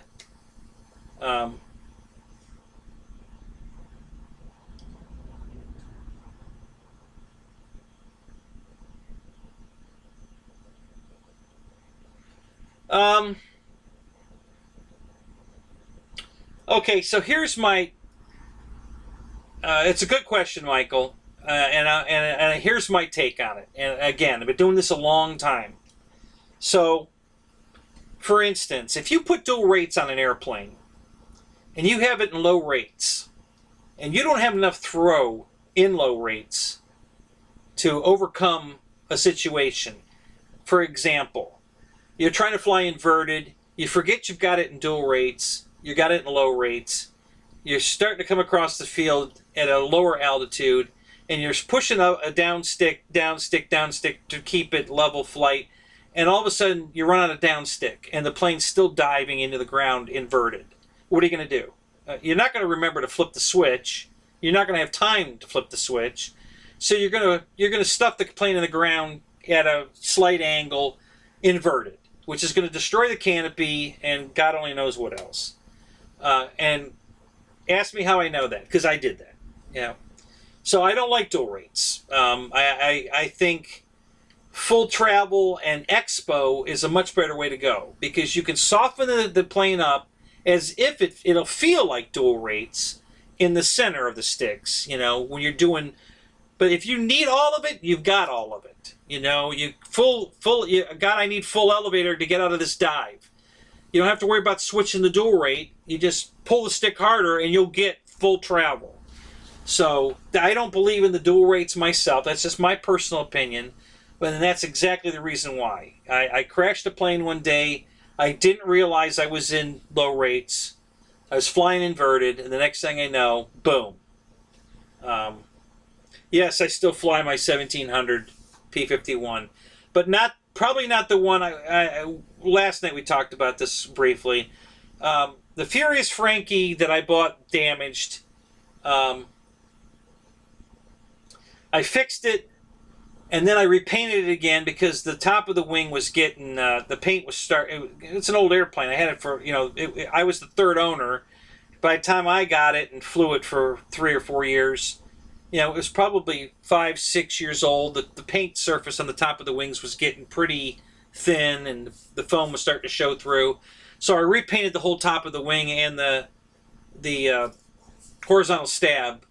I went to Lowe's, got some paint mixed up, perfect match to the original color, and I repainted it all around the decals, and it came out beautiful. It was absolutely beautiful. One of the guys I fly with at the field just had to have the plane. He just really wanted it. So we made a deal. We traded an airplane and some cash. He gave me some cash and an airplane to get the plane. He's never flown it. I fly it. He still lets me fly. He brings it out to the flying field, and he has me fly it for him. So I still get to fly it now and then. But I took the money I got from him, and I bought a new 1700 P-51 in the red tail scheme. And yes, I fly it all the time. And as a matter of fact, I have a video. If you go to my channel, you'll see it sitting on the ground there in one of my thumbnail pictures. And I do another flight like I did with the Avanti, unedited. You just you do a complete flight with me. It's a 7-minute flight. I think it's 7 or maybe 9. I don't remember. 3300 30C battery. Went straight up 300 feet, no problem. Everybody was complaining that their 1700 was a pig. And I just, so I made a video to show them what they're doing wrong. Put too big a battery in it. It's too heavy. You put a 6,000 pack in it, it's too heavy. It's not going to go vertical. It's just too much battery. And then there's a prop mod that I did. I didn't invent it. Somebody on YouTube named Dr. Foamy, I think it is, came up with this tie wrap behind the propeller blades to increase the pitch of the prop. And it's a night and day difference. I mean, night and day. And so I do fly my 1700 quite a bit, but it's the red tail now, not the Furious Frankie. When I go out to the field and he brings it out to the field, I get to fly it. And to be honest, I think I'm going to get it back. I have a good feeling that he's probably gonna give it back to me or sell it back to me. I think I'm going to end up with it back eventually. So, and I'll gladly take it, because I love the airplane. I wish FMS hadn't canceled that color scheme. They've canceled all the good schemes. So I guess the red tail was the most popular. They've kept that on both of them, but I don't know if there's any other. I think they've discontinued all the other paint schemes on the P-51 now. Yeah, the mod works both on the 1700 and the 1450. I did the mod to both my planes, and yes, it works perfect on both of them. Makes a huge difference. Kenny, Roy, my name's Kenny. So yeah, if you buy an FMS plane, either the 1700 or the 1450, do the prop mod. Absolutely do the prop mod. It's an unbelievable, noticeable difference. You know, everybody says they can barely get their 1700 off the ground. Mine's in the air at 15 feet, and that's not even at full throttle. That's like half throttle. Half throttle, and at 15 feet, the thing's airborne. And climbing, I mean, with authority. I mean, and then if you really want to climb, you just throttle up. And that's what I did. I got it in the air. I come across the field at half throttle, went full throttle and pulled it vertical and went straight up 300 feet. And, it's an unedited video, so there's no way that I'm pulling any trickery here. You know, from start to finish, it's just one continuous flow. And I had one guy tell me that he did it. He finally did it. He did the prop mod, and he put a smaller battery in, and he said it was exactly like you said. And he says now it's his favorite airplane. He was really not liking the plane until he did the prop mod, and now it's his favorite plane. So, and I just love hearing that. So, but yeah, I love my 1700 Mustang. It's one of my favorites. Not my favorite, but it's definitely one of my favorites. I really love that airplane. I got a couple I love even more. So I'm gonna put a video up. Let me put something up for you guys. I want to show you, Captain Mike, Ryan's sidekick. Captain Mike did a video on a plane they sold that they're discontinuing, and I just bought it, and it's incredible. The plane is absolutely incredible. So I'm going to show you the video that Mike made, and it's impressive as hell. The scaleness of it. If you go on, if you go on YouTube and type in ultimate accuracy, okay, you're gonna get a bunch of different videos, but you're gonna get a video of a guy that built a quarter scale. All custom built. He hand built it himself. A quarter scale Yak 130. It's the most amazing airplane you're ever going to see. It has won every event it's ever been to. It has the glass cockpit in it, front and back, and it's all functional. There's 3 screens in front of the pilot, and all the screens are doing exactly what they did. The numbers are changing. There's a map of the terrain going by in the middle screen. That it's all functional. It's all working live. The pilot's head moves around. Okay, it's got the landing gear is all machined aluminum to the ultimate detail. It is exactly a replica of the real airplane, an exact replica. It's unbelievable. So, if you ever want to see a scale RC airplane, ultimate accuracy, go watch that video. It'll blow your frickin' mind. Okay? I get people all the time and say, "Oh, did you see this scale airplane?" You haven't seen anything yet. And then I show my video, "Oh my God!" And they can't believe it. And so anyway, I bought this plane. It's the same plane. It's not obviously not a quarter scale. It's a foam replica of the plane that this guy endorses. The guy that made ultimate accuracy, his picture is on the box of this version of the plane. It's a Freewing plane, but Freewing didn't make it. It was made by a company called Ready to Fly. And I'm guessing either Freewing bought Ready to Fly or they merged. I'm not sure which. But for some reason, they've discontinued the plane, and that sucks because it is absolutely an amazing airplane. It flies better than my Avanti. It is just amazing. It sounds like a real jet. I mean, seriously, it sounds like a real jet. It's just, and it's so rock solid. It's on rails. I mean, it's just on frickin' rails. So yeah, it's definitely. So I'm going to put this video up that Mike did of the plane, and I just got it. I've had it about a month. I've flown it. I think I got 8 or 10 flights on it now, and it's just absolutely crazy. I just love it. I'm afraid. I'm almost afraid to fly it because I don't want to wreck it.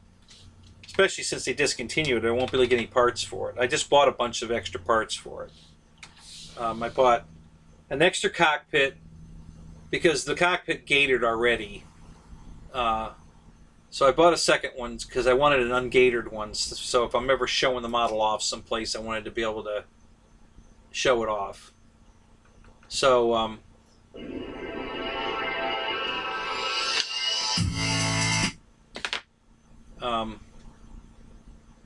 and I bought an extra canopy in case I break one. I bought all the landing gear, and it's not expensive. The main gear on this thing, where do you see the gear on this? And the main gear is only, the mains were $27 a piece, and the nose gear was, I think, $29. So it comes with the wheel and everything.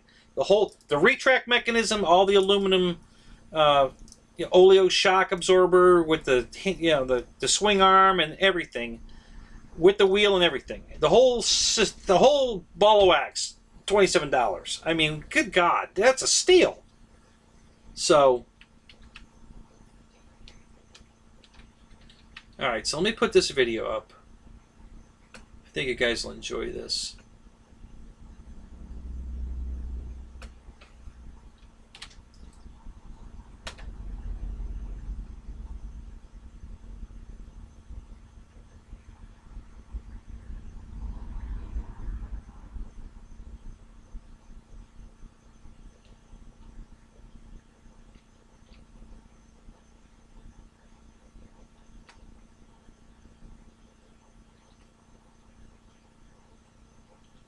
Oh, I'm going to have to put the volume up. Hang on a minute.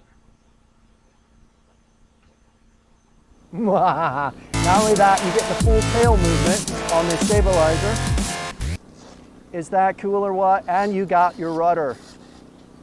This thing is fully detailed, and I want to give you a head-on shot of this. Not only that, you do have exit air holes coming out the rear here, which is pretty doggone sweet.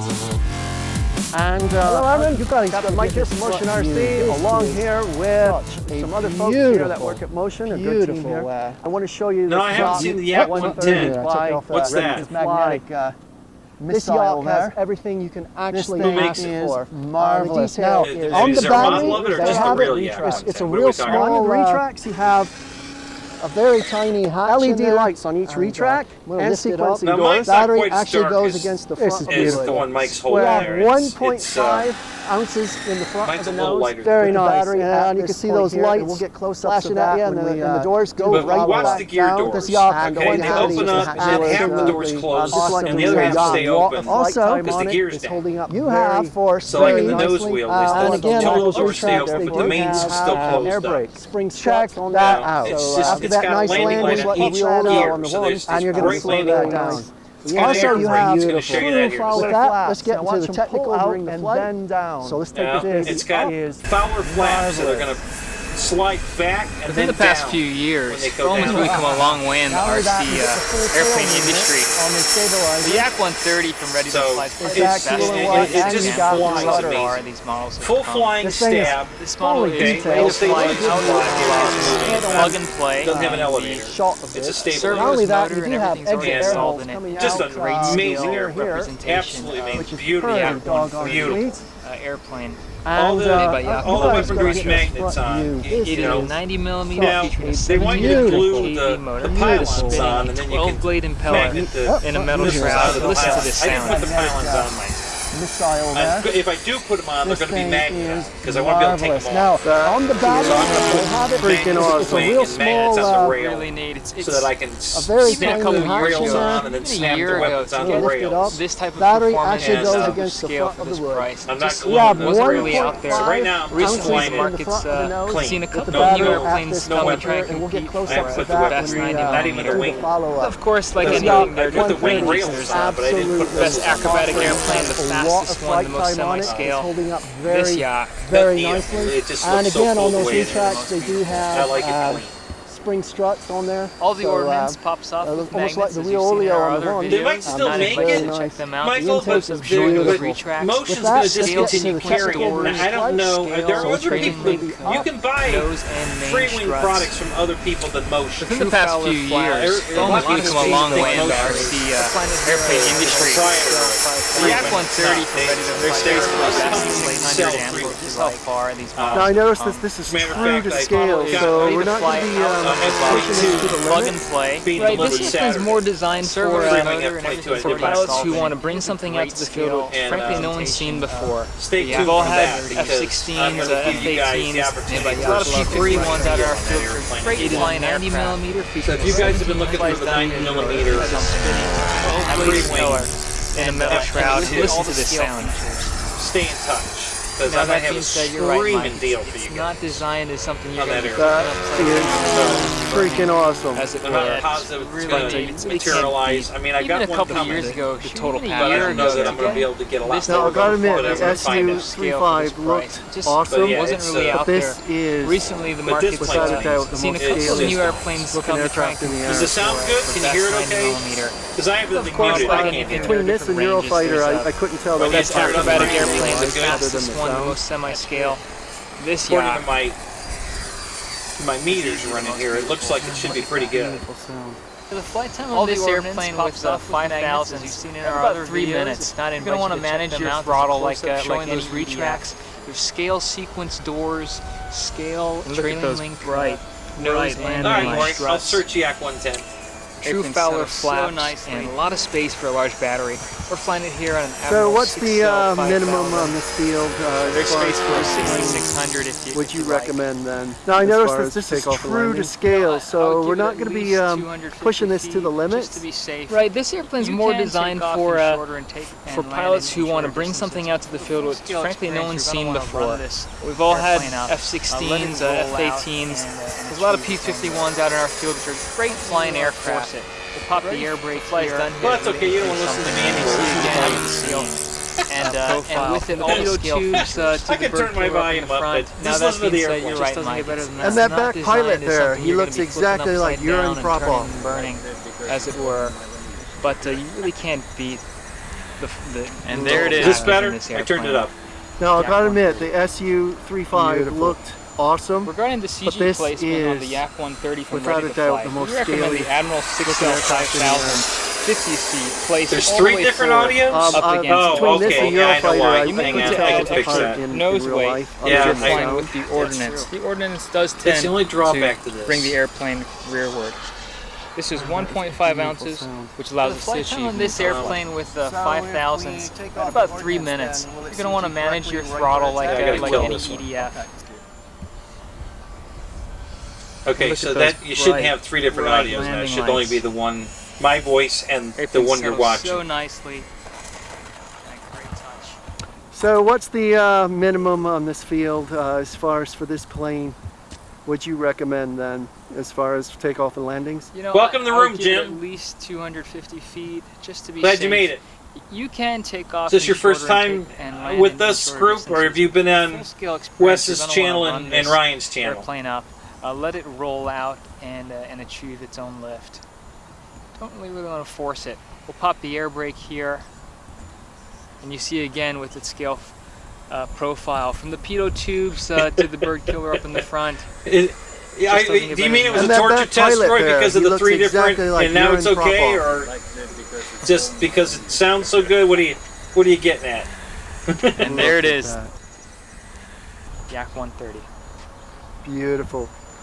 Regarding the CG placement on the Yak 130 from Ready to Fly, we That's a recommend big the Admiral plane too. 6L This thing is 5000. big.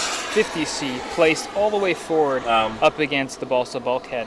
You may need to add extra nose weight if you're flying with the Ordnance. The Ordnance does tend to bring the airplane. It's kind of heavy too, but it flies fantastic. This is 1.5 ounces. It really does. It allows just to flies achieve beautiful. neutral flight. So if we take off the Ordnance, then will it CG correctly right where it's at? It will. Okay, so this is just Mine's strictly for configured Ordnance. in the Correct. bay there different than that, So- a little bit. Is there a way I that don't we have can that make that board so that can come out in case we want to... Where the battery goes all the way up against. No, for pilots who want to I have a have, removable weight solution, I recommend Velcro. All right, that's simple. Flight control Thanks, gear, guys. Remember to like subscribe, I think the follow gear door sequencer and stuff right in front of it in a distribution box, and I slide the battery up against those that are not pictured in that picture there. And that plane, they must be behind the battery, but mine are in front of the battery. But the CG's fine, you know, and I'm running light batteries. You know, I'm only running a 4500. I get a 5.5 minutes on a 4500. It's an 8-cell.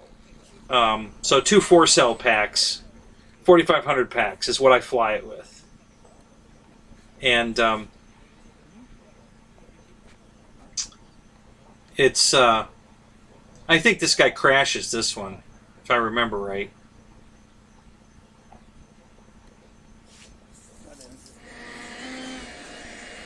And I'm going to cut this off anyway. Unless you guys, do you want me to keep this going? You going to watch this, or you want me to cut it off? Because I don't have a problem leaving it go.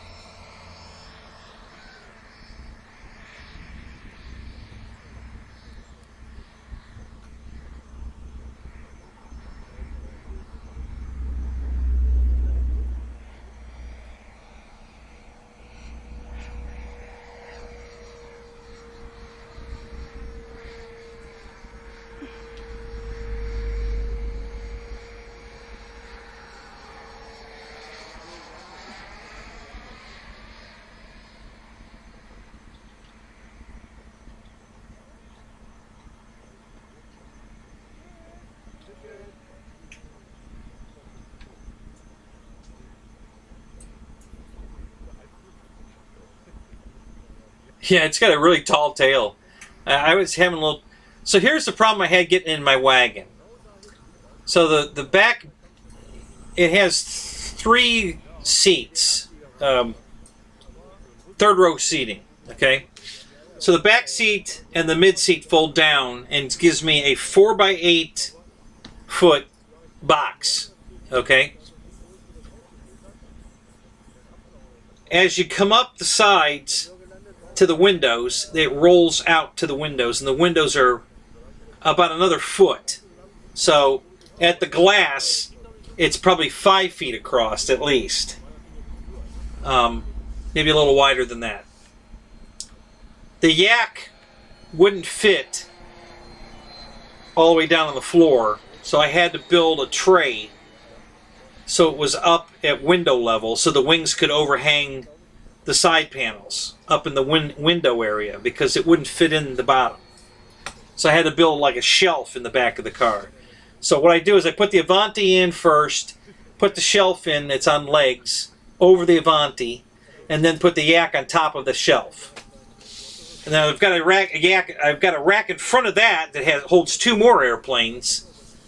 And then once the yak is on the shelf, I can put my Cessna 150, the big one from Horizon, next to the yak on the shelf. So that's 5 airplanes. And then I usually put a small one in the front seat next to me.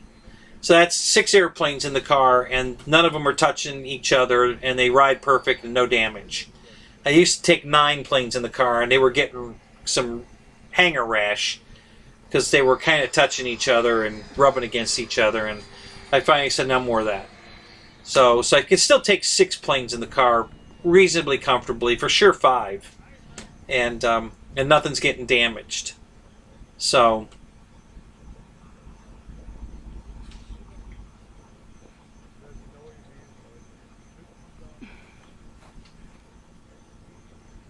yeah, there it goes. And it went in. Yep. So, yeah, this guy definitely was flying a plane above his capability. He shouldn't have been flying a jet.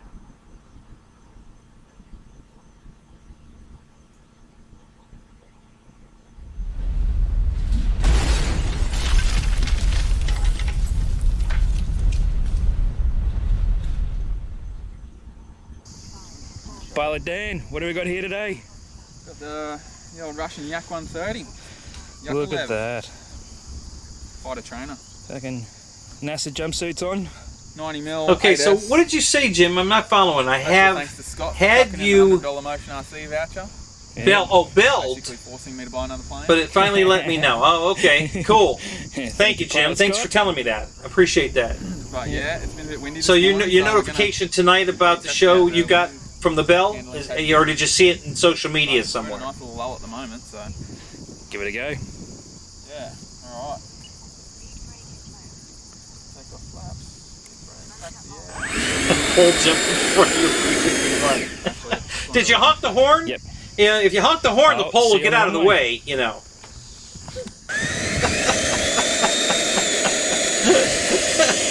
That's got some nice ground handling. Has it? It really does. That's like warthog ground handling. Yep. Let's see those nice lights when you swing it round.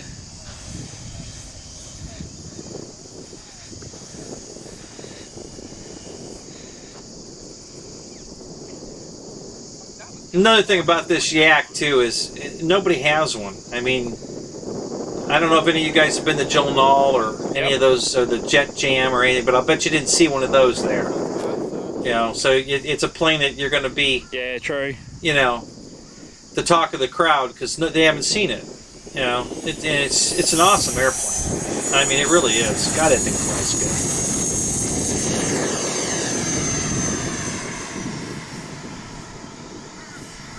Yeah, it's what it says. Only the plus version. I got the last one they had. Sounds that was awesome. a full version, and it was in the scratch and dent section. And it said the plane was factory fresh, but the landing gear didn't work. And they discounted it $100. So I bought it because I knew there's no way it got 3 bad retracts. So it had to be something in the wiring. You know, it was either the box had a bad short in it or something. I could fix that's it with good. Y connectors or just a bad Y You connector. still got your Something flaps down? had to be something simple. So I bought it, and when I got it, the retracts worked perfect. One of the flaps wasn't working, so I fiddled around with that. I plugged it in, it started working, and then it stopped working again. So I thought maybe and it didn't feel like the connection was real tight. So I took the 2 flap wires out Oh, and swapped listen. them, put them back Listen in, to and it it. worked perfect for That's like that 3 box weeks, lubricated duck no day. problem. And then one day the one flap stopped working again. All I had to do was turn the radio on and off, and it worked. Came right back to life. So I don't just know hope what's we can going hear it on with this there. running All I wind. can tell you is, I land it with half flaps, Give it another. and once I've committed to put the flaps to half, they're staying there until it's on the ground. If I have to make a go around, I'm going around with half flaps. I'm not going to try to cycle them back up because if the one stays down and the other one goes up, it's going to screw it into the Yeah, ground. yeah. So I've already made the commitment that once the flaps go down, they're staying down. You know, and I only put them down half because full flaps is way too much. I did a landing once with full flaps, and it literally came to a stop in the air You reckon, Amy? and dropped out of the sky. Luckily, I was only about 2 inches off the runway when it did that, but wow. Yeah, I forgot that I only used half flaps I think it's a bit deeper than on that yours, flight, and I used full flaps accidentally, and holy crap, did that thing come to a stop. 28.3, so I don't want to So- too fucking fast. So you're leaving, Mike? Yeah. Michael? All right, man. You have a good night.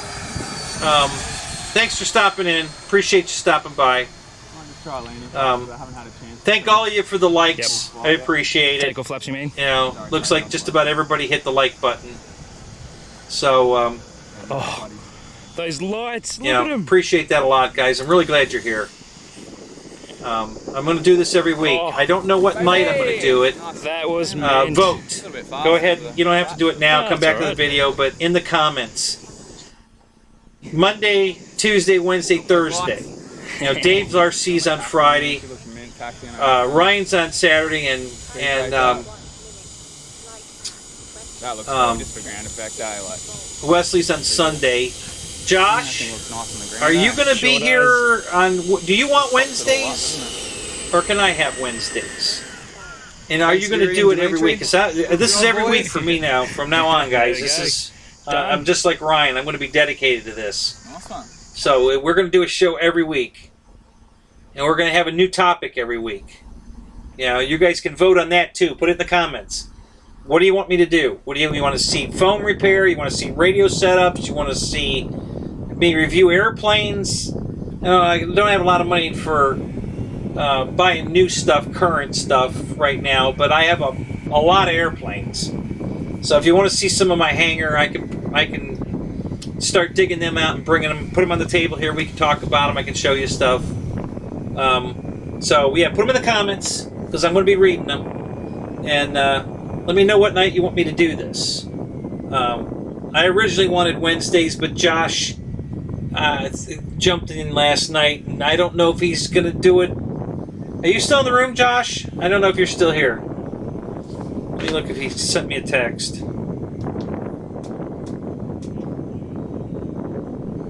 No. So Josh might be doing Wednesdays, but put it in there anyway. Let me know. Let me know what night you wanted me to do this, and if Wednesday comes up, I'll talk it over with Josh, and we'll work it out. I don't want to step on him, but we'll work it out. Oh, it's right. Josh's phone died. Yeah, I forgot about that. And I guess he didn't come back in the room on his computer because I know he can. He did it last night. So, yeah, that's right. I forgot his phone was dying. So, yeah. So, anyway, let me know what night you want me to do this. And that's start next week. It'll be whatever night you guys decide because I don't care what night it is. I just, but I want to make sure you guys can be here those nights. So if there's a particular night that's not good for you, put that in the comments. Any night but. I've got bowling or whatever on that night. So any night but that night's fine too. Just let me know. Let me know what you guys want to do. Let me know what you want me to do. As far as, whatever I can do for you. Like I said, I've been doing this for 47 years. Gas for 40 of them. Got into the electric these last 6 and a half, 7 years. Batteries is one thing I have a lot of background in. Okay, so when I moved to Florida in '83, I joined a flying field here, and I was a pylon racer. So I joined this flying field that was close to the house. They don't fly pylon. They fly pattern. And I like flying pattern, but I don't want to compete in pattern. So I decided I was going to have to find another way of racing. So I went to RC car racing. And that turned out huge. Back in the late 80s, that just exploded. There was an RC track on every corner. They were racing every night of the week. You could literally go. And I started racing all over the country. I bought all this battery equipment to do matching batteries, to cell matching and all that. And I still have all that equipment. So I'm very familiar with battery technology. And so I took to these new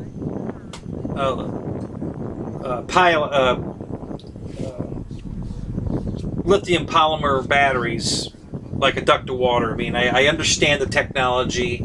I know how to keep these batteries from exploding and how to get the most out of them. For you guys that aren't flying jets, the jet, until you get it in the air and cruising at speed, is a tremendous draw on the battery. And that's what kills batteries in jets, is the initial takeoff, or if you go vertical, anytime you put a load on that inrunner, that ducted fan, it puts a tremendous amp draw on the battery. So that's what kills batteries. So that's why when you watch my videos, if you watch me fly my jets, I'm at 40% throttle. You know, I get it in the air, I get it throttled back, I get the gear up, I get it cleaned up, and I throttle back. And that's why I don't hang the armament on the plane. It's just drag. It's going to heat the battery up more.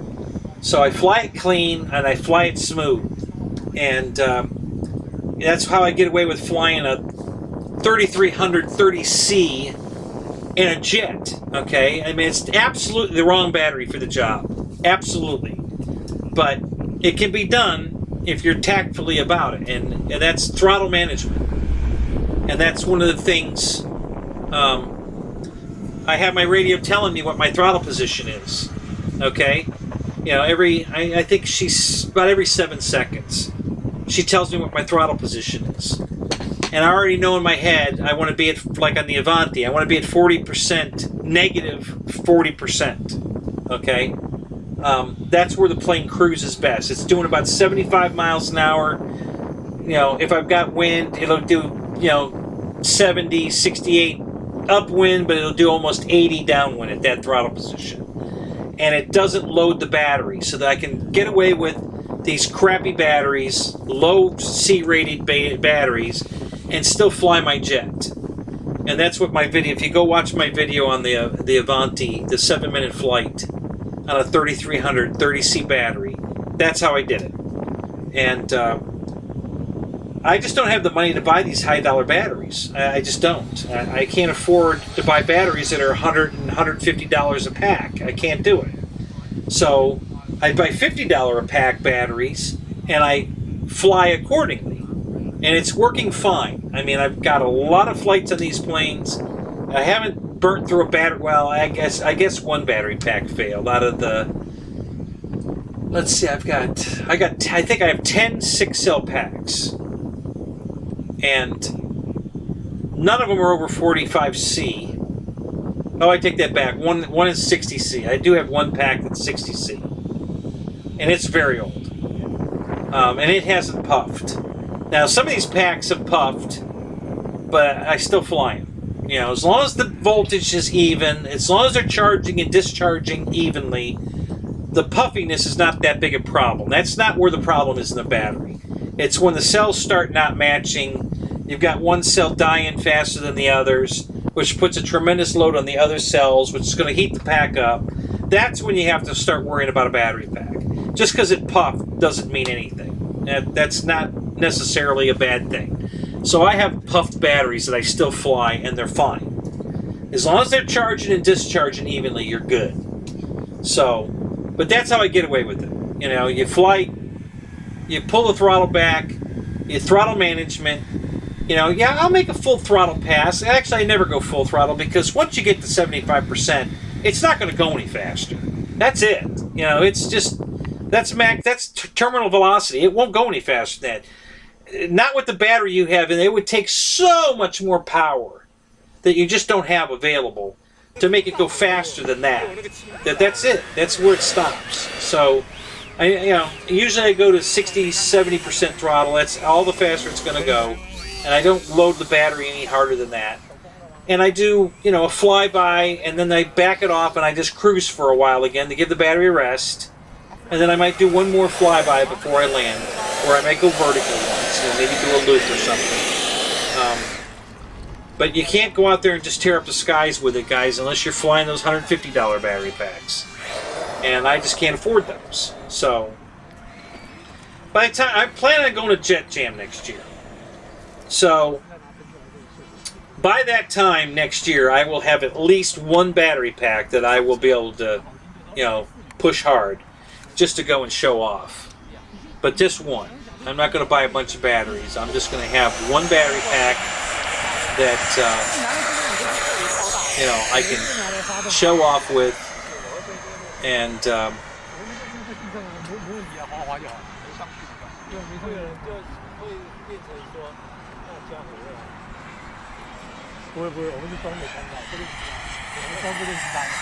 that's weird.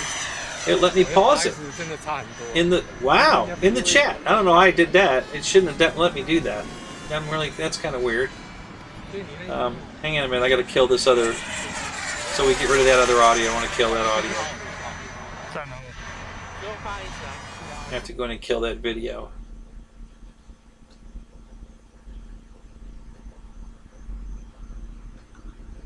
Oh, not that one.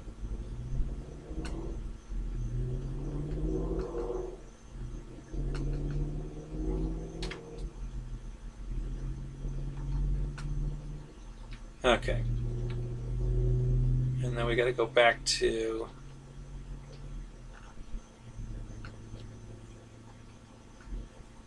here and put me back in the room.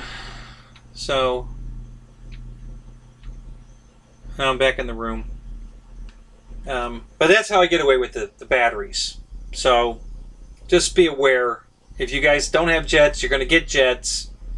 That's what kills the battery packs. It's the load of that motor. If you can get the plane in the air, back the throttle down, get it straight level flight, and keep your turns relatively shallow, just be easy on the loading, and you can do it with cheaper batteries and you'll be fine. But that's the trick. So if you can't afford those $100 battery packs, that's how you do it. That's how I do it. So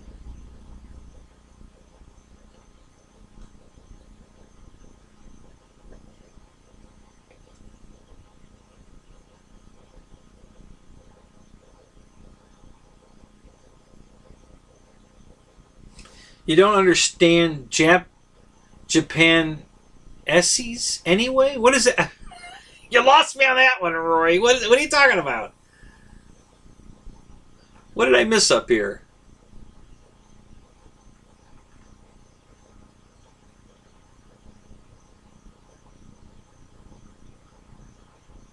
So Thursday's good for you, Mike? Okay. That's good to know. Cool.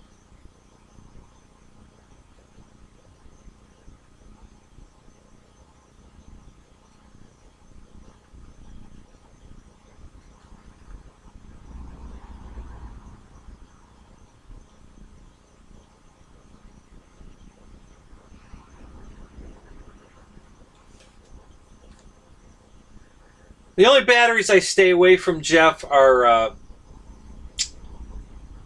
the Venom. I don't like Venom batteries. They do a terrible job of cell matching.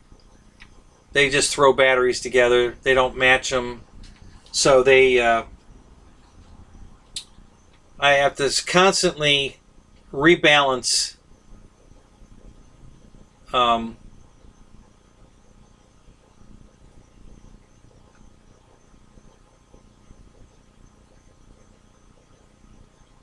have to keep rebalancing the packs. You bring one cell up or kill one down to get them all back in sync so that I can do a storage charge and then a full charge. It's constant farting around with it. So I stay away from Venom batteries. Now I've had them all. I've got Zippy batteries. I've got Turnigy batteries. I've got those RBM or R whatever those are. I've got some of those. I've got oh God, what else have I got? The best batteries I've found so far are the Gens Ace, the Gens Ace. Those are fantastic batteries.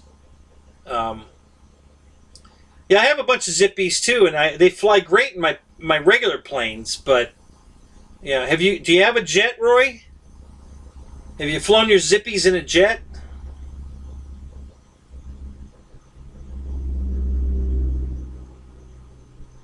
Yep, they're cheap and they work great. Yep, and mine puffed like this big, but I can still fly them in the jet. But they're all puffed way out. They just and they don't have the staying power anymore.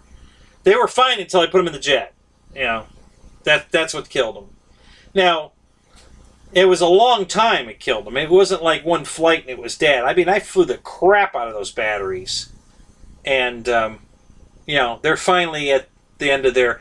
I can still fly my Cessna or one of the other planes, but I don't fly the jet anymore with them. They just don't have the umph anymore to fly the jet. So I've retired them from the jet, but I still fly them in my other planes. I have to lay them down in the Cessna because they're puffed so much I can't put the lid won't go on. So I have to lay it on its side now to put it in the Cessna. And but I still fly them. They fly fine. In the Cessna, they fly fine. But I don't fly the jet anymore. Like I'm telling you, the jets are just murder to batteries. Absolute murder. So, are you cashing out, Jeff? You leaving us?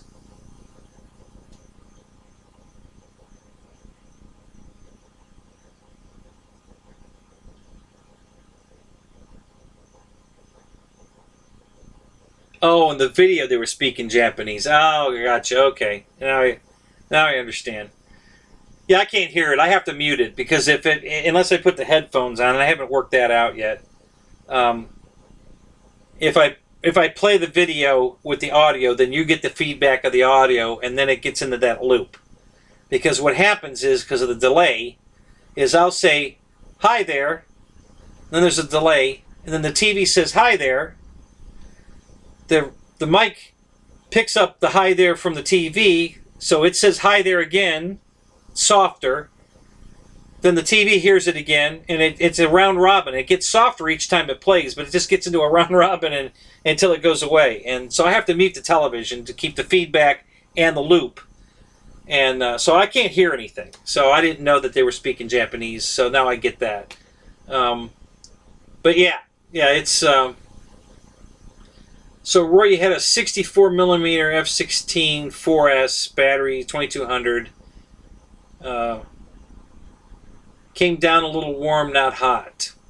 Okay. And was it a zippy battery?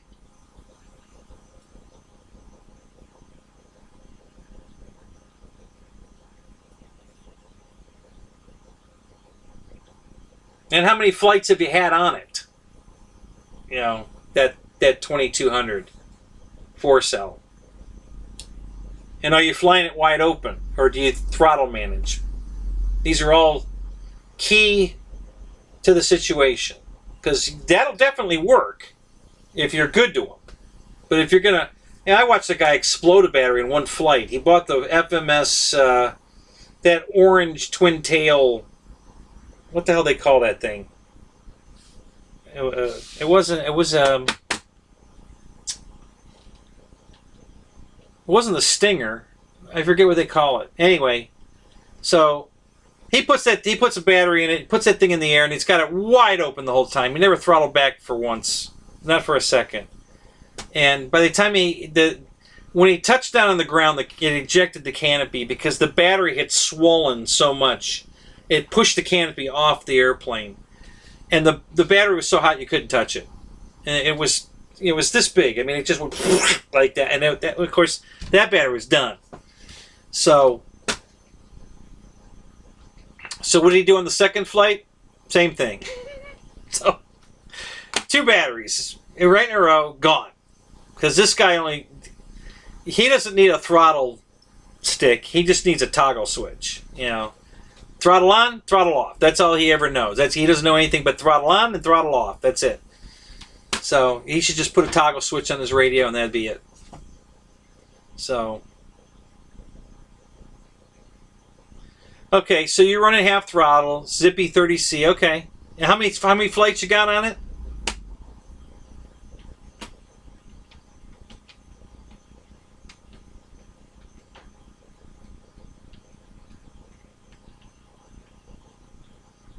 Yep, I've got some Admiral batteries. Yep, same thing. I've had them for all my Admirals. I've had for about 4 years. One of them I had a 4-cell pack that I had to turn into a 3-cell pack because one of the cells died. But yeah, they've served me well. They haven't puffed.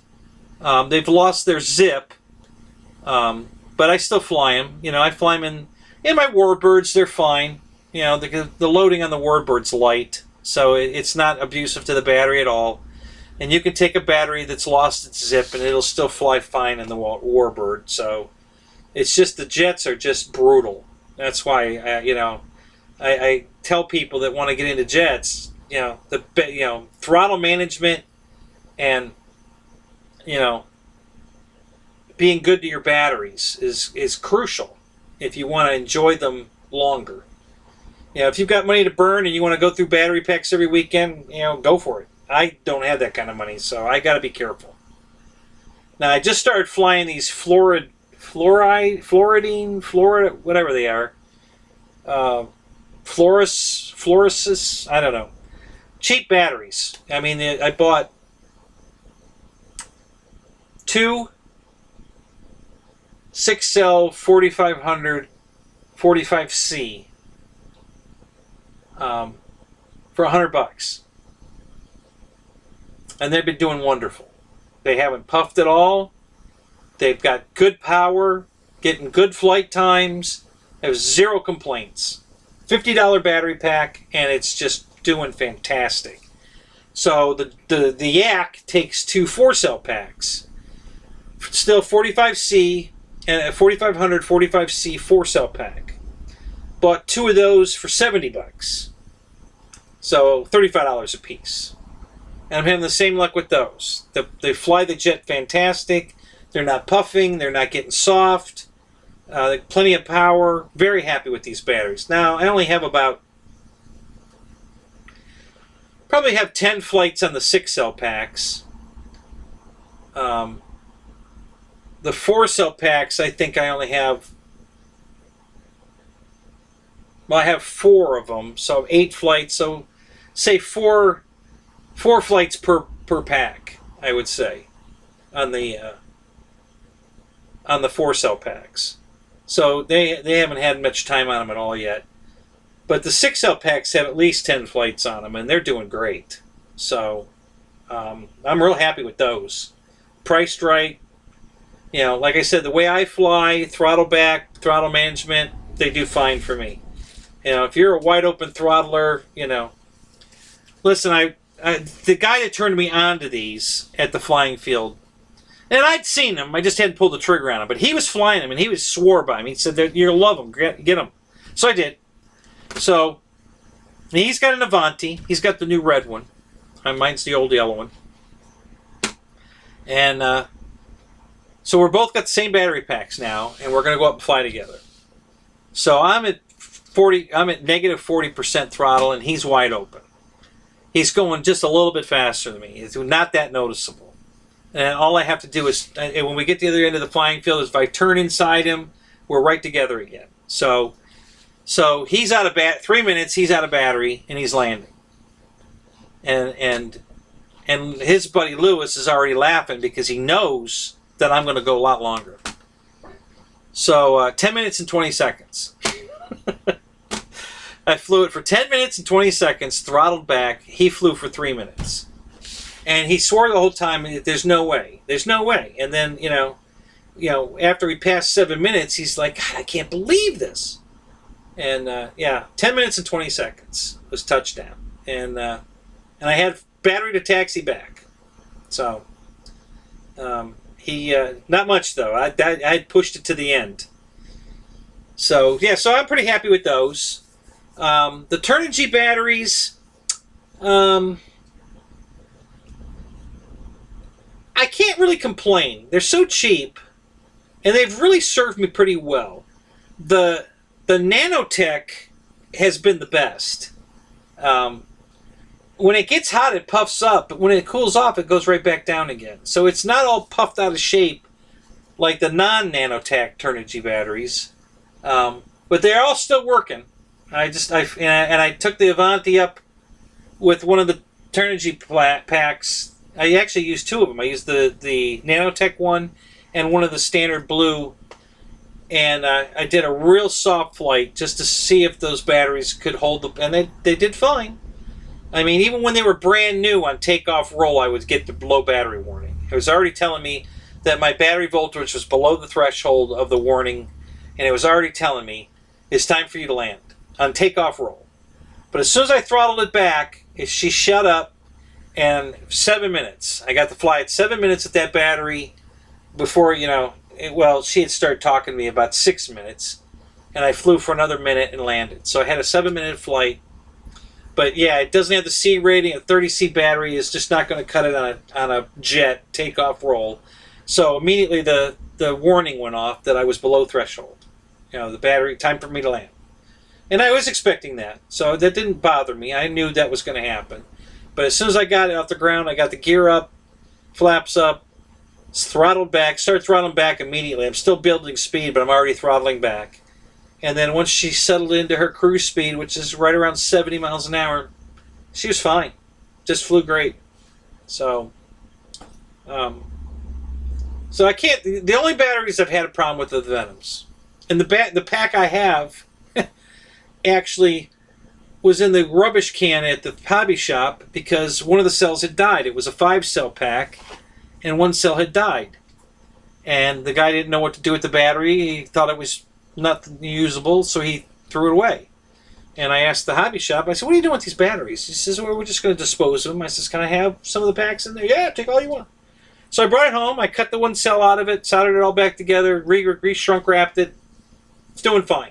I still got to fart with it. It like I said, the cells are getting out of balance. Not every flight, but on occasion, and I have to fart around to get them all back in sync. And that's the only battery pack I have to do that with. And so yeah, I'm not a fan of the Venoms. And this isn't just my own personal experience. I've seen other people have the same problems with these Venom batteries. They don't last right. Cells start dying. It's just not definitely on my low end list. I don't buy any Venom batteries. So you mostly fly warbirds and aerobatic planes. I wouldn't say mostly. I have a few aerobatic planes. I've got 2 Edge 540s. I have a Visionaire. Well,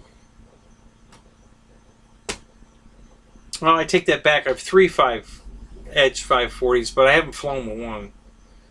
I know I have some more. What else have I got? I'm thinking.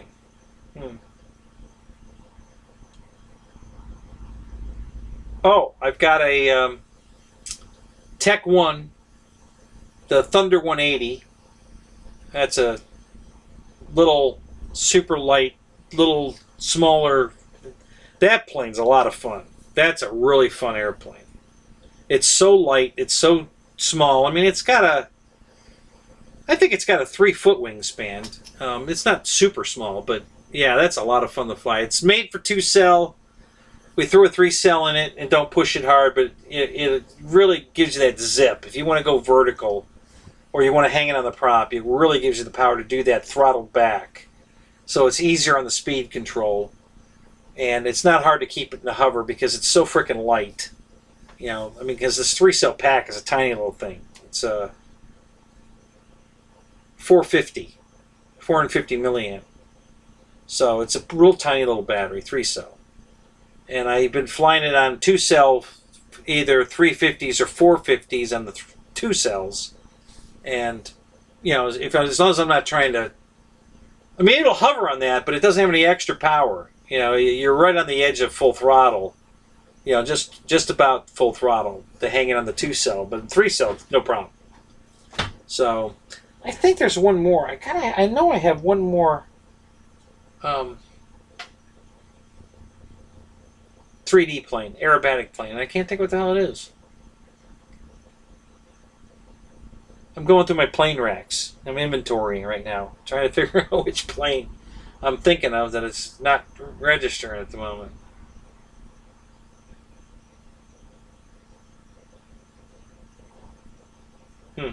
Oh, I know what it is.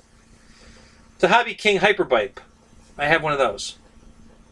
That's a fun airplane. I like that plane. Don't like Hobby King, but I like that plane. So yeah, I have a bunch of those, and then I have a shitload of warbirds. Most of my fleet's warbirds. I would say 75% of my planes are warbirds. And I've duplicate, triplicate, quadruplicate. I've got, I think I have 6 P-51s, 5 Corsairs. I think I have 4 P-47s. I have an A-1 Sky, and I have 2 A-1 Sky Raiders. I have, what else? So I have a P-38 Lightning.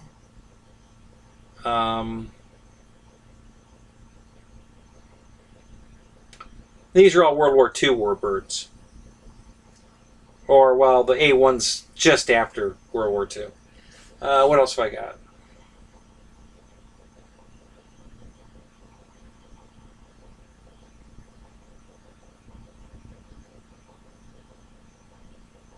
I think that's all I have. So, volume, but not a huge variety. Oh, T-28s. I have 1, 2, 3. I have 3 T-28s. Now, I have 3 T-28s. What else have I got? I think that does it for the warbirds. That's what I've got in warbirds. Got some civilian planes. I've got the Cessna 150, the giant one from Horizon. I've got a de Havilland Beaver from Fly Zone. It's on floats right now. I have the Timber. I have the Valiant. I have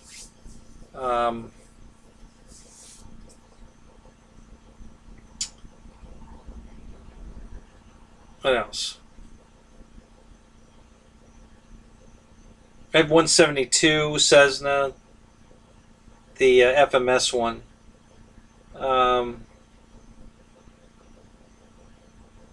I've got a couple of Cubs. I've got. I'm going to get another Cub. I want that 1700 FMS Cub. That's going to be my next one.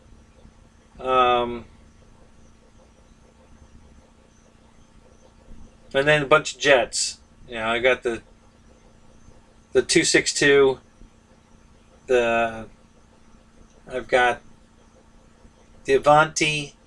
I've got the FMS Futura. I've got the Yak now.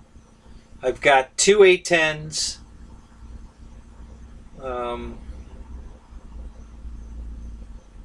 What else do I have in jets? The Avanti. I think that's all I have in jets. So yeah, that's my hangar. Most of it. There might be, well, there's a few other strays. I've got it's called a T-Clip. It's a SIG airplane. It's a built-up airplane. Beautiful airplane. It's Ferrari red and black. Oh, is it pretty. Ugh. I've got a giant 1800 millimeter de Havilland Beaver. That's a built-up also. That's wood. I bought that. If you've watched Motion RC, James is flying that. What is it called? A Black Horse? The PC-9. I have one of those. I didn't buy it from Motion. I bought it years ago. But I think it's the same airplane. The color scheme, everything looks identical to mine. So I think it's the same airplane. Mine wasn't called a Black Horse. I bought it through Banana Hobbies, so it was called the Blitz RC Works. So I don't know who made it, but I suspect it's a Black Horse. It looks like it. I have another plane that I didn't build yet either. What's that other one? I got a couple planes still in the box. Oh, the F-22. That's another jet I have. the 90 millimeter F-22.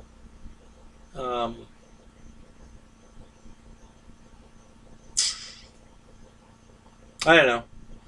Like I said, lots of airplanes. Lots of. I got a couple of gliders. The ones, the big ones. It's called Bird of Time. It's a balsa plane. When I bought it about 3 or 4 years ago. It was hand launch or the high start, or a tow plane. No engine on it, but I put an engine on it. I cut the nose off and weighted it and put a motor on it and put a battery in it, and so that I can, I don't need a high start or a tow plane or anything. I just throttle up and get it in the air, shut the motor off and glide around for as long as I can, and then go back up again because I got plenty of battery and I haven't been using the motor. So go back up again and do it again. So yeah, it's that's a nice plane. I really like that glider.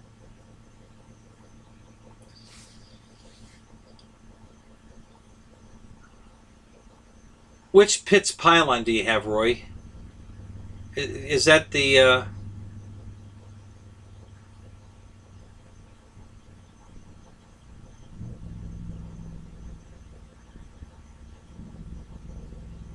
Oh, Python. I'm sorry. Pitts Python. Is that the black and white one with red trim?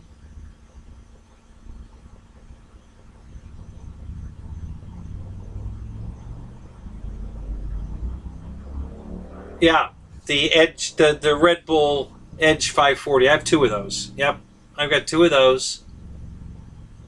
Yeah, the Hyperbipe, I have that.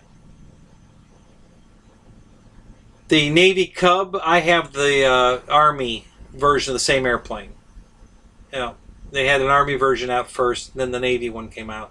So, yep, I have that same Cub.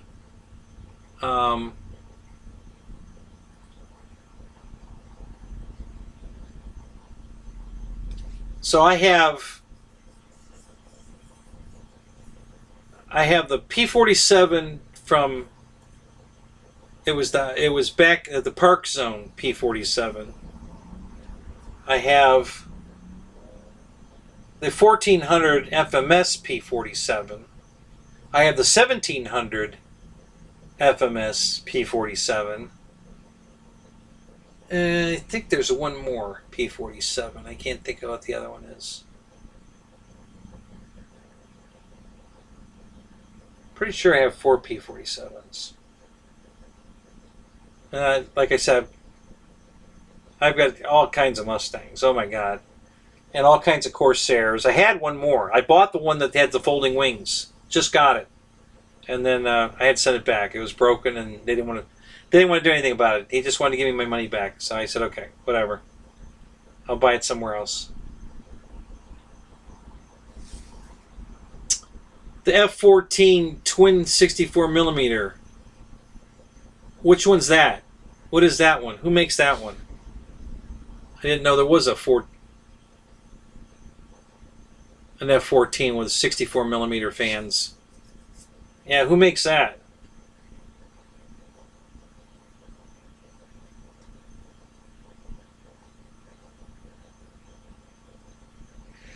I don't have a video of it flying, unfortunately, the Sky Raider. I don't have anybody that can run a camera.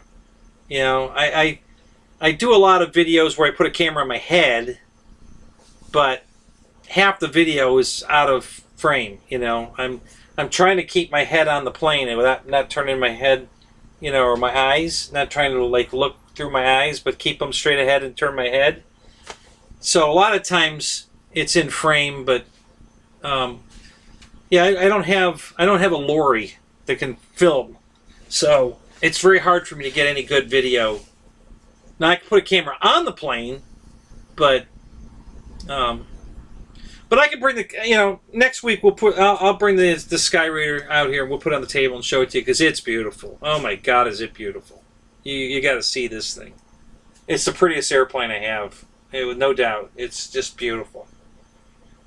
And I'll tell you, the Yak is a beautiful airplane I just got, but you can tell it's foam you can't tell this A1 Skyraider's foam. There's just no detection of foam on it. It looks like a glass or fiberglass or a steel, metal. I mean, it's just perfect. It's perfectly smooth. There's no hint of foam. It's gorgeous. HSD made it, and they make beautiful stuff. I mean, HSD is just light years ahead of everybody else in this foam stuff, man. They just make some beautiful stuff.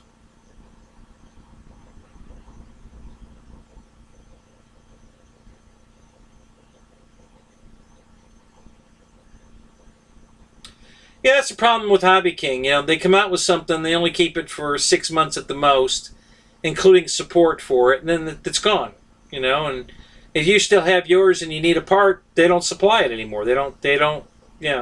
It's every 6 months, Hobby King turns over their whole line. Very few planes have survived. I think they have a Spitfire that they're hanging on to. It must have been a really good seller. And they still support that plane, but everything else they sell, they don't support. You can't buy parts for anything. I have a few Hobby King planes, and you can't get anything for them. It's ridiculous. So yeah, I steer clear of Hobby King. It's not available anymore, but they're now I heard through the grapevine that HSD is going to make it again. Now, they were in a chat room one night, and they said they're definitely going to make the props again, because they've had a big request for the 4-blade propeller. I think the big problem right now is the jets. Everybody wants a frickin' jet. And HSD makes the coolest jet setup, a foamy jet. Here, I'm going to show you a video. I love being able to show you guys videos. This is cool. Wait till you see this. This will blow your mind.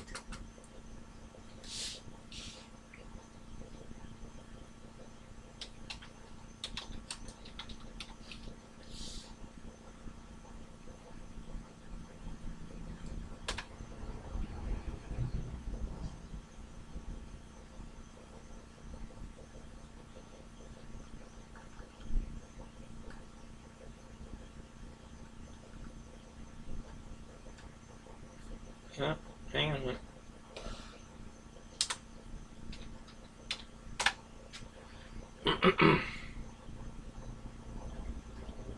So their demand for jets is so high that that's all they're making. They won't go back into production. They bought 2 of my T-28s were made by a company called ARC.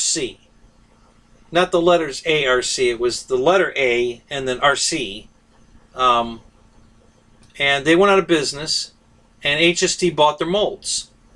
It's a beautiful. I love that T-28. It's one of the best looking T-28s on the market. It's just gorgeous. So HSD has all of their molds, and they haven't gone back into production. They haven't made them because they're so tied up in jets right now that they don't have time to make anything else. So this is, I guess this is the owner of HSD. And he's going to demonstrate and show you what they do to build airplanes. You're going to get a tour of the factory, and then he's going to demonstrate their jet technology, their turbine, not ducted fan. They're doing turbine foamy jets. And it's just crazy. This is the coolest thing I've seen.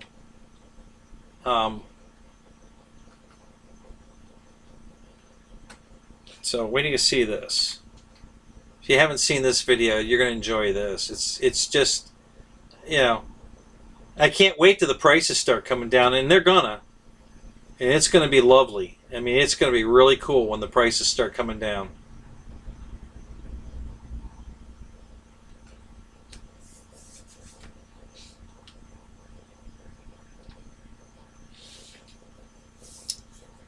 Oh, I gotta turn the volume up.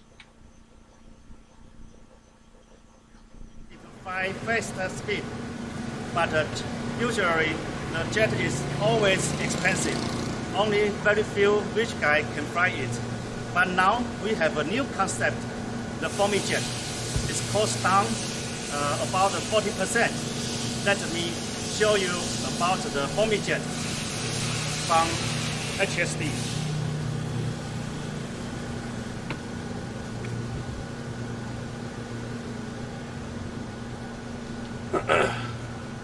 Can you hear it all right? Is the audio okay?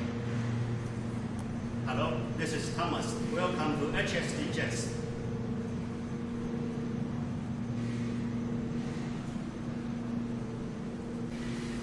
This is our customers and the agents from all the world. Welcome to our showroom. So if you look right here, you're going to see racks and racks of airplanes. And the T-28 you're going to see is the one I have. That's the one from ARC. You can see it back there in the background there.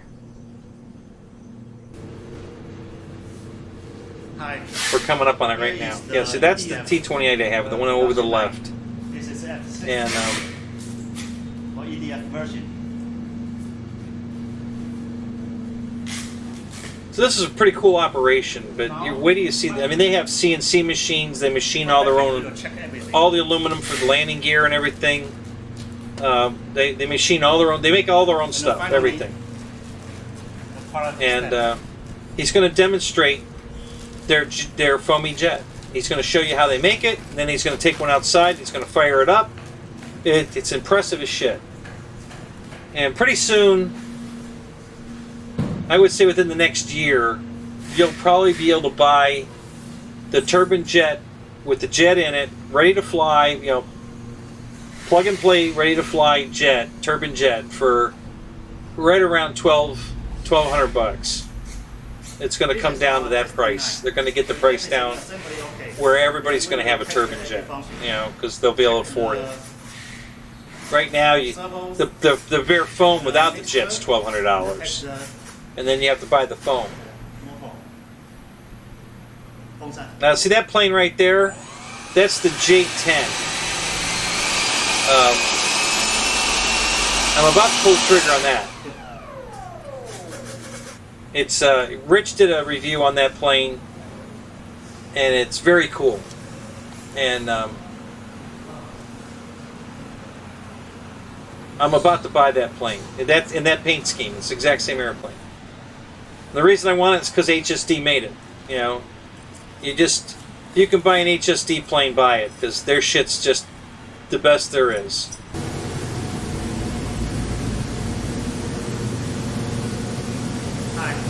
Okay, so yes, here's what you do. First of all, where I fly, you don't need to be certified to do anything. We don't have any rules. You don't have to have an AMA license. None of that. You know, my field, they just come out and fly. They don't care about any of that crap. It is water-based. So you buy the jet and you go fly it wherever you fly. If you're not flying in an AMA field, and you get, you know, familiar with how it operates, and you know you're confident and you can start it and shut it off, and you know how the brakes work and all that. And then you go to an event where there's an AMA guy there that can, you know, sign off on you that you're okay to fly a jet. And all you have to do is fly it for him. You know, you take off, you fly around, you show them you can fly it, land it, stop it, and you're done. Now you're certified. And you just, you know, they'll sign off your card that you're jet certified. It's that easy. Yeah, it's not a big deal. Now, if you're flying in an AMA only field, that might be a little trickier, because I don't know how they expect you to learn to fly it if you're not allowed to fly it until you're certified to fly it. You know, it's a chicken and the egg all over again. How do you learn to? Well, here's all the CNC machines. Look at this.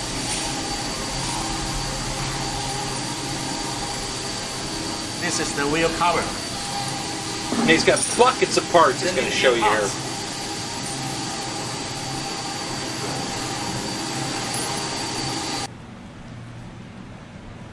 So these are all the pieces for the brakes and the oleo shock absorbers, and they machine all their own crap. And it's good stuff. I mean, this stuff is beautiful. Look at those control horns. It's very Like, light. holy crap. Less than 400 So that's pounds. the flight tube for the Let jet. me show you the idea for foamy jet, how can do it. The laser cutter of plywood. You know, the exhaust very tube. That's strong so the construction. heat and the air goes down that tube, and it's insulated from the foam. That's what keeps it To from the foamy. melting the airplane. Of course, we need to put some glue first. So, cannot move. And after that, we put all wire, the cables, and the aluminum tape for isolation heater. Then glue, everywhere glue. Then to make it together. There's a big event down So that here is every why year called the Florida foamy jet- Jets. the foamy jet can get very And that's cheap. where I'd go to get certified. Because of the Once I material. have my jet and formed it a bunch, I'll just go over there and, How we can use and, foamy material to build a jet. you know, when I register, I'll just tell them, listen, I need somebody to sign off that I'm jet certified. You know, I've been flying it for 3 years. Very high density. You know, no problem. But you guys, somebody has to sign me off. So, This is normal for me. If I try to press, to pitch it, it's soft. But the high density of EPO, I try my best. yeah, me too, Roy. I think it'd be cool as hell to work in a place like that. That is why. Although I probably wouldn't get a lot of work done Also because very I'd be fondling the damn airplane all day you will long. find the Instead of carbon packing it and getting in the box, I'd be playing with it. So it's very I strong. mean, the stuff is. You see how he's abusing that foam? He's trying to put a dent in it. That's how my Skyraider is just like that. It is so dense, the foam, you can't even dent the damn shit. I mean, And, it's light as hell, but it's the most dense packed foam I've ever seen in my life. It's incredible. Broken or damaged, we change a new one. So when he paints it, Very easy. it 10 or 20 US dollars. you know, there's no Very cheap. No need to fix. corrugations Change of foam. The paint just goes over it like it's a piece of you know, smooth fiberglass. You know, so yeah, it's amazing. Let me introduce you about the A60 turbine.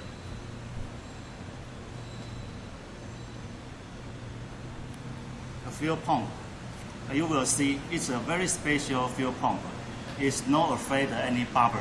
You will see the video later. Show you. And we developed the auto restart FETEC ECU. This is the world first. So Color once screen, everybody's had their fill of PSU. jets, English or Chinese. because Fuel filter sooner or later everybody's going to have, and the cables.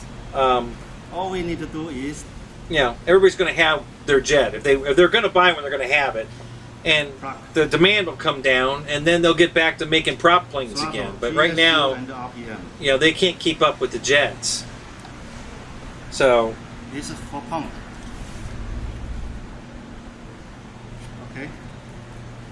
but when you buy their jet plane, 3 it comes with everything you're seeing here. He's plugging in the controllers and all the cool stuff, and it makes it. I mean, literally, you just throttle up and throttle back down, and the jet starts itself and goes to idle and all by itself. You don't have to do nothing. Just throttle up, throttle out, and now it lights itself off.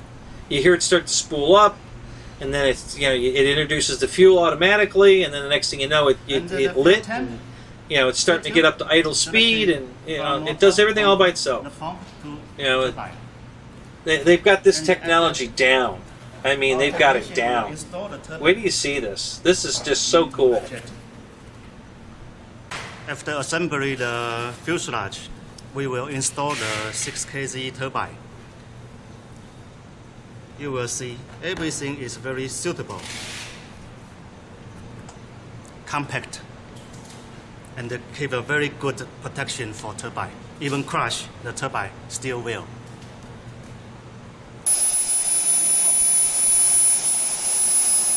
Says there's 4 people in the room, but nobody's talking. What are you other guys doing? Did you fall asleep? It's just me and Roy talking. Well, there's 2 other people in here. Wake up! You're missing the good stuff. Now look at him. He's trying to stall that jet. He's purposely introducing air to try to stall that jet. And even when he finally gets it to stall, it immediately picks back up.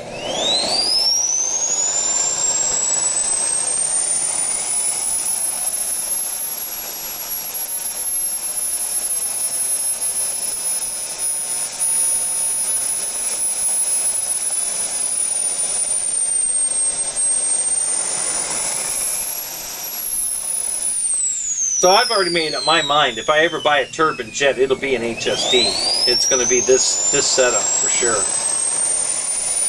I mean, isn't that amazing? That's cool as shit.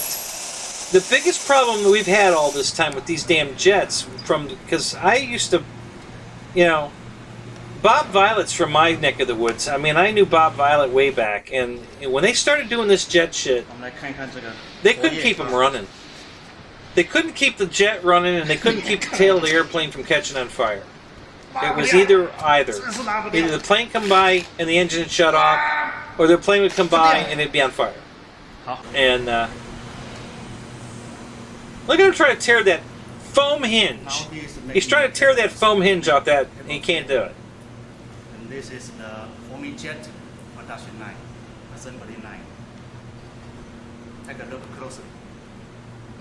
Yeah, any chance I have to buy an HSD plane, you know, I'm going to do it. And that's why I'm going to buy that J10 that we saw there, that blue, red, and white Delta.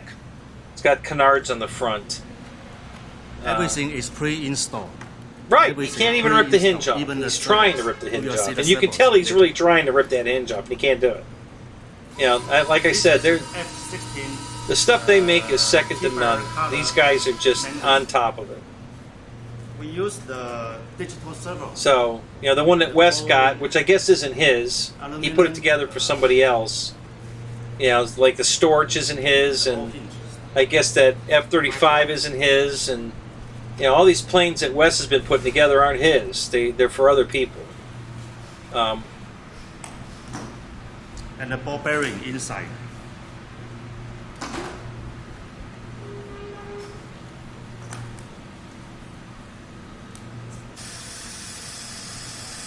This is a mixed board. It can also control the flying light and the landing gear. Let me show you.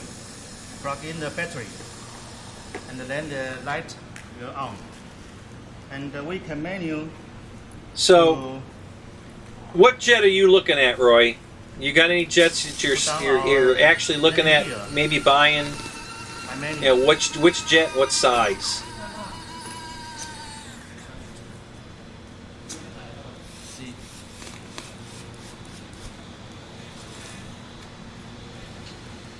Yeah, isn't that cool? I mean, look at the landing gear on this thing. So we check your landing gear, no need to turn on your transmitter. And the lights. Look at how bright those damn lights are. Holy crap.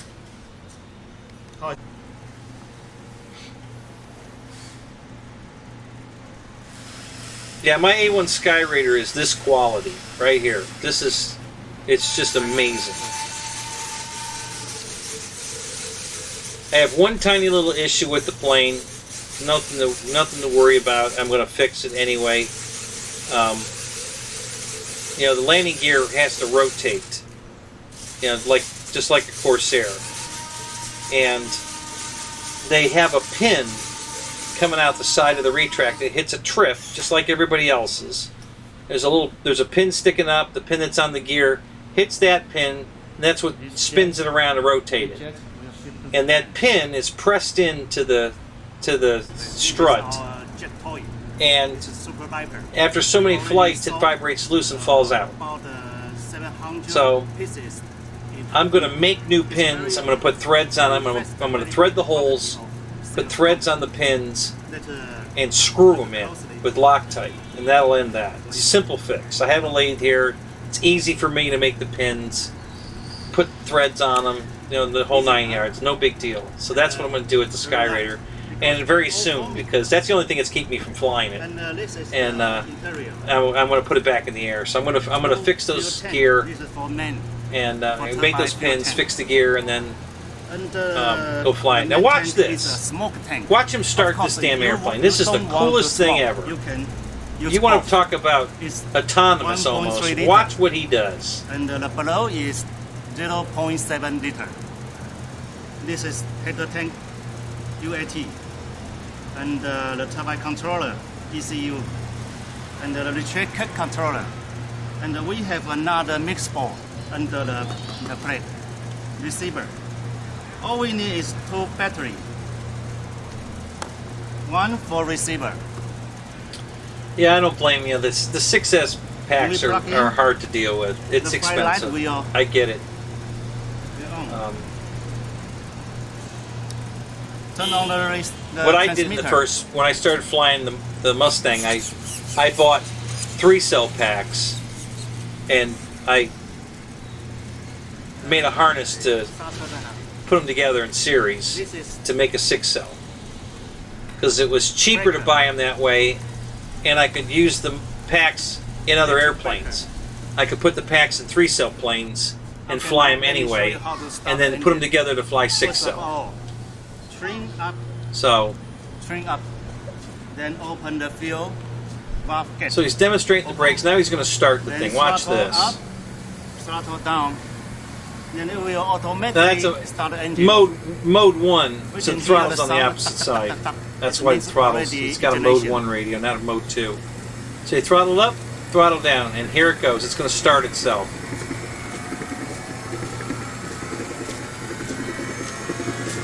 Now RPM is higher and higher. You can feel it.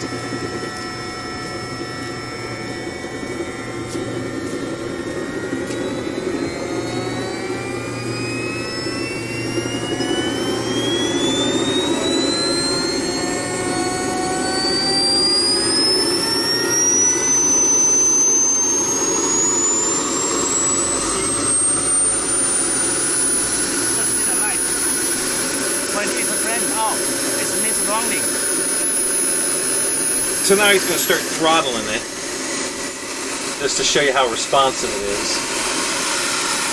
And then he's going to taxi it around the parking lot here.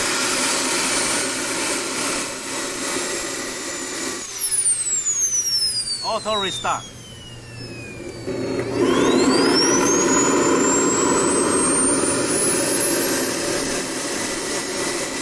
Yeah, I mean, obviously it's a jet. It's a real jet. It sounds like a real jet. Yeah, it's cool. Very cool. I love it when he shuts the thing off, because it does that whistle down, I mean, it doesn't get any better than that. And that's the same plane that Wesley has. Different paint scheme, but that's the same plane. That's that Viper that Wesley has in the Navy. Orange and white, red and white, whatever you want to call it. Same airplane, just different paint scheme.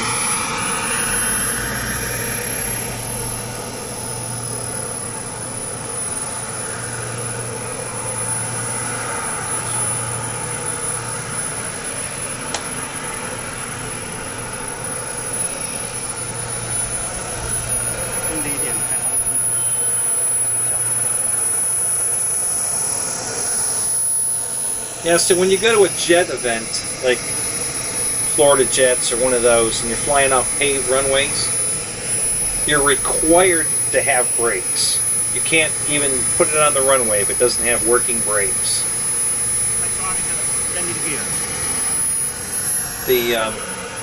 Because there's no way to stop it. You know, electric plane, you throttle the engine off, and it's going to come to a stop because there's no more thrust.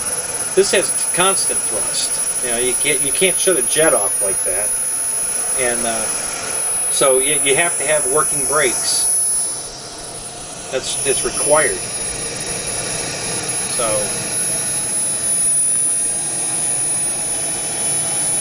if you want to close the engine, bring down, and then don't forget close the fuel valve.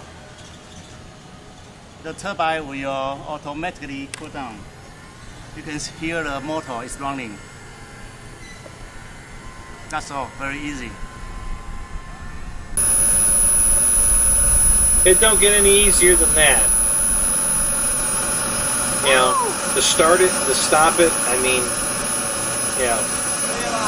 Holy crap. And it comes with a smoke system, by the way. Yeah, you get a smoke system with it.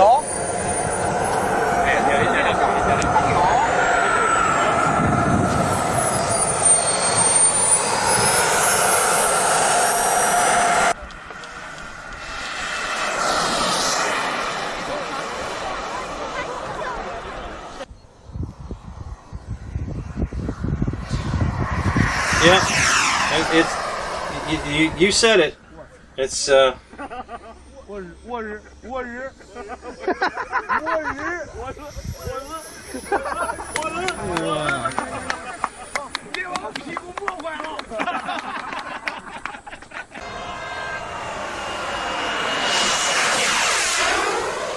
until they get production on this jet, they probably aren't going to build the Sky Raider. But the guy that I'm pretty sure the guy that was in the video here was in a chat room one night. We were talking, and everybody was talking about, when are you gonna bring the Sky Raider back? When are you gonna bring the Sky Raider back? We want the Sky Raider. We want the Sky Raider. And then one of the guys says, "Can you at least make the props? I broke my prop. I can't fly my plane. I can't get a prop anywhere." And he promised that they were going to go back into production on the props.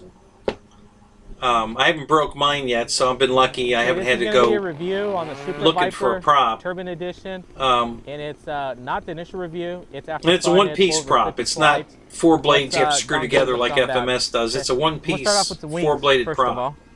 And I know there's been some concern. It's got plenty of torque. I mean, that Sky Raider will go vertical to the moon. I mean, it's just, it doesn't even slow down. It's not real fast. It's not like jet fast speed, but it'll keep the speed vertically. I mean, the same speed it's going horizontal, it goes straight up and never loses a step. And it just keeps going. I mean, until you throttle off, it's just going to keep climbing.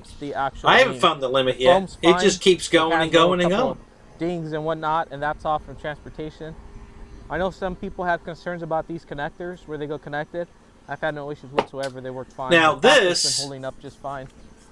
Oh, it is an HST plane. Okay, because there's another guy that has a fiberglass Viper that he was showing off. And I thought that was this, but no, this is an HST plane. With a retract bent back. I know the version 2. I think HSD makes a lot of FMS's planes. They've put a wider one. I know for a fact FMS doesn't make all their own planes. I think they make some of their own planes, but they don't make all their own planes. That should help. The brakes like that Cessna, the 172, the Sky Raider, they don't make that plane.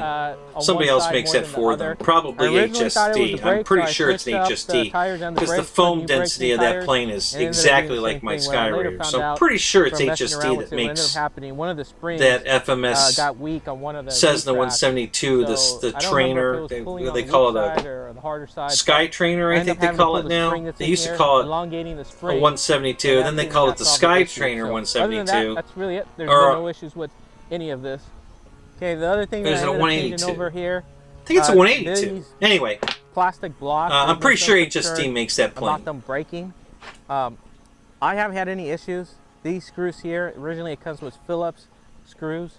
Those ended up stripping, so I ended up. So yeah, I've already made up my mind. If I ever do pull the trigger on a no issues whatsoever. What's the blocks? On a turbine plane, it's going to be this. It'll be an HSD turbine.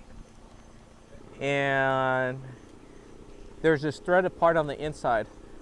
If I tighten these down too much, when all the bases covered. The way they're building it, just the way they're insulating the foam from the exhaust tube, everything. I mean, it's just, they haven't left any stone unturned. They know exactly, they've solved all the problems that other people had with jets, and their shit's flawless. So yeah, if I ever pull the trigger on a real jet plane, it's going to be an HSD for sure. And like I said, I'm getting ready to pull the trigger on that. Zero slop on that. That J10 that they were showing there. I'm gonna start off with the main body. I got a killer price on it right now. It's a 105 fan, so it's a 105 millimeter fan. It has all stock servos. And it has all kinds of bells and whistles in it. I did see if you want to see it, go watch Rich Baker's video. He's got a build video and a flight video of that airplane. I don't know if that's helped or not, but I've had no issues, so I assume that I can get it at a screaming good price right now. So I'm about to pull the trigger on that one. My only problem is I don't know what kind of batteries I'm going to need to fly a 105 size fan. And what I found out is there's 2 screws that hold I don't know if that's just rudder. like... You got one here, the other one here, and then 2 Gonna more on the be, other side. And am I going to have to buy $150 battery packs to fly that thing? I don't know. I'm starting to wonder. Really well, actually, I'm not starting to wonder. I've been wondering. So that's the reason why I was able to move. That's the only thing that's making me wait. So I'm still on the fence because I don't know what it's going to do for batteries. The plastic to the foam. I had to strip the paint off so that the. But the price of the plane's killer, so I definitely want to buy it. From the inside. You know. My recommendation, if you guys buy one of I these, actually thought about initially or do epoxy just buying it to get the guts of it. You know, the fan. I'm getting it cheap enough that I could literally buy the fan. Buy the plane just to get the fan and the retract sequencer and all the cool stuff that's in the plane, and just take it out and put it in another airplane. After that. And then just hang the carcass of the J10 on the wall and just look at it. After about because it's pretty. 5 flights or so, but the stickers just started to peel off. So perhaps they could do a better job with the stickers. I mean, if the stickers is my only complaint, it's not too bad. I got a mud dauber flying around me right now. The way you see it on the stand, I can't believe he's up this late. So I don't know what the hell he's doing. I believe the foam started to flex. Yeah, they're usually hibernating at this time of night in their group. And this guy's out here flying around during flight. And when it's on he the flew around the other night, same thing, and then he finally landed over here and crawled up inside. So he must be building a nest over here. Away, you can't open up the canopy anymore. So I don't have any issues with it during flight. During flight, it is going to be pushed back. There's a spider over here. It's got his eye on him. I think he's going to try to snag him in a web. That's been the only other thing. Canopy, no issues whatsoever. The inside, I'm running all the stock equipment for the most part. It has a King. Yeah, I saw Farmer Man here. Yeah, and I know he bought a jet. Air trap, this is the one that came. I guess he's waiting for him to finish putting it together. No issues whatsoever. The lines are all stock. I think it was custom ordered. Before I even flew for the first time. The clunk line on the inside, that's garbage. So make sure you replace that. Other than that, everything else is fine. The circuit board, as I previously mentioned in one of my other videos, the only thing going to that circuit board is for the flaps. Everything else, Farmer must have some serious money. Ailerons is going because he's always, I'm not using that board for anything other than super flaps. chatting Wes and I can still land and Ryan. I don't care about the flaps. This thing floats. He's giving them so much money for their shows. Other than that, that's he must be rolling in it. Here. No issues whatsoever. And then he pulled the trigger on this jet. There's been no issues whatsoever on any of that. The foam. God bless him. Good for him. Over here on the hot section. I really want to meet these guys. The foam, you could tell there was a little bit of heat and it started to melt. Not over here, but over on this side. I did have 2 wet starts. So you're in New York? Is that what you said, Roy? The parameters on the turbine. You're up there with Josh. Wet start and it worked fine. So a lot of this actually happened during the wet start. The hatch, no issues whatsoever. I did cover it all the way with aluminum tape. So this has been flawless. There's no issues. Well, the family must be rich. Part of the turbine, and you could tell here if you look at this. That's part, why he doesn't. He's living with mommy and daddy and has no bills. I mean, they must be absolutely rich. And the part that I didn't put any tape. Oh, you're in Washington State. Oh, no kidding! Wow. You can tell the foam did start to melt. Why did I think you were in New York? Oh, wow. Again, I changed the parameters. So it's only. If you notice the inside part, there's a little bit of black. Char from the wood catching on fire. Was it almost 11 o'clock there? Wet start. Well, almost 10 o'clock there. It's almost 10 o'clock, right? Going on 10? And, my brother used to live in Washington. Any issues. The other issue that I've noticed, and almost 10. Just the design of the airplane. Yeah, my brother just moved out of there. He for air. He worked for a company there for ground, and you have the 5 or 6 years. And you give it so he owns a house in Georgia, but he was working in Washington and Seattle. Getting a flame out. And then it's actually on the ground. Once it's flying, now he's in Illinois. Issue, but that was just happening on the ground. If you notice over here on the intake, doesn't it rain a lot though? Don't you get a lot of rain? You have the spar going right through here, and I don't know which side you're going to get, but you're going to notice that the air, when it comes in, it's not a free shot all the way to the turbine. The spar actually blocks half of that, and then there's a piece of wood, a former that they use for the turbine mount, that blocks half of that. So your intakes here, in reality, it's about half the size. So the air, when it's actually going in, it's not going very smooth. It actually has to almost make a 90-degree turn to get to the turbine. Once you're going in forward flight, you do have a lot of air, wind going through there, and it's not an issue. But when it is on the ground, I did. Yeah, I haven't seen this video. I wish I could hear what this guy's saying. For air, and I was getting the shutdowns. But other than that, I mean, just something to be aware of. I slowed the turbine down so it doesn't accelerate as quick as it can. And the camera they're using must be a semi fisheye, because that thing looks huge. I'm very happy with the turbine. I'm very happy with the jet. No issues whatsoever. This is the bottom. There's been no issues. The bottom's been holding up fine. There was some concern on this part of it, flexing. So 5 inches in October. What about the rest of the year? The turbine's back here. I mean, it rains all the time there, doesn't it? If you notice over here, the foam, there's no issues with the foam. The way it came out of the box is still there. The only damage is, again, right over here during the wet start. So if we go out in the back, and you notice the tailpipe, it has a stock tailpipe. The stock tailpipe has had no issues whatsoever. Even when I did have that wet start and there was fuel dripping out of here, it works fine. Is it a good review? Does he like it? That's all stock. There's no modifications made. Yeah, there's about 55 flights on this jet. So that's about it.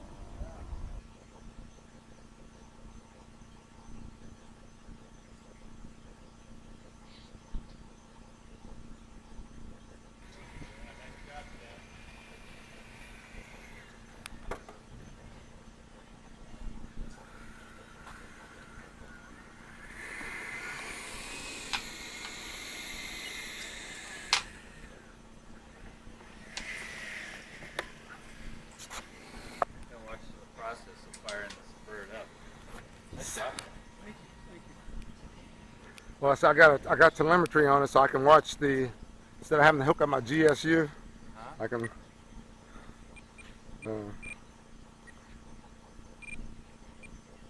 Normally when you start, if you do it right, you're supposed to monitor your start just like you do on the regular engines. Okay. So I got a telemetry in there now, so I can see what's going on with it right here. Status is off, so I'll come up on it. And then go hot. Now it's waiting for RPM. And what you do now, I got the fuel cock valve open right now. Yeah. I got my brakes on. You just bring that up. Let the starter kick in a little bit. And bring it back. And it's going to start its start sequence. So that's essentially arming it to get it going. Right. Basically blowing air through it. Gets the fan going the right direction, all this stuff. Spinning, the ignition is on. RPM, Fuel GT's coming up. Preheat 1. Now you see the RPM's coming up. Idle RPM is 50 something. Version 3. So they've updated the plane 3 times. I wonder what they had to change. Goes about 500 or 600 something on start. Okay.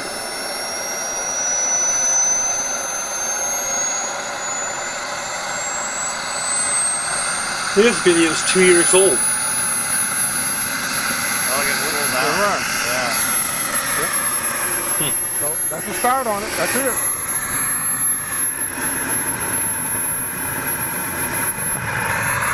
I had the hatch off just in case I got to do the fire extinguisher.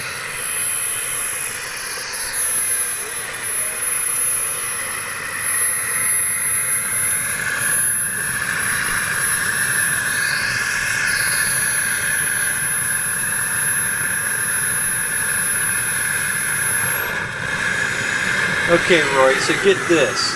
Hey, Jim, you're back.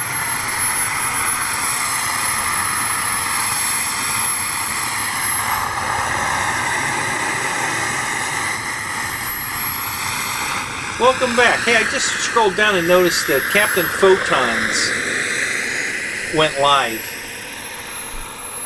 I don't know how long ago, but it says 11 watching. Live now, it says. So Photon's alive right now. Take it off, number 1. I guess.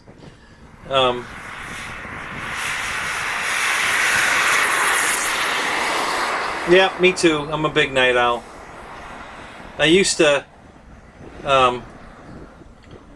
when Craig Ferguson and David Letterman were still hosting their late shows, I was up always watching them. And when they both got out of the business, I stopped watching late night TV, and now I do this.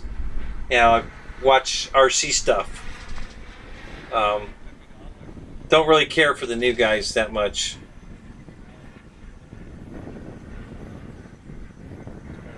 Oh, he was live before I came on. Oh, no kidding. I wonder why my browser still says he's live now.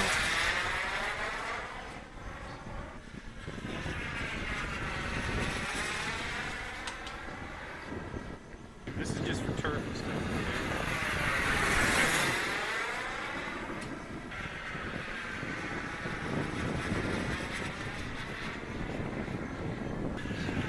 Like a half loop. All right.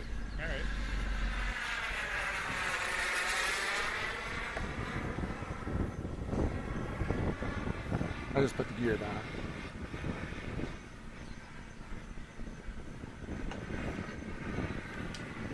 I'm not landing yet. I'm gonna do a circuit.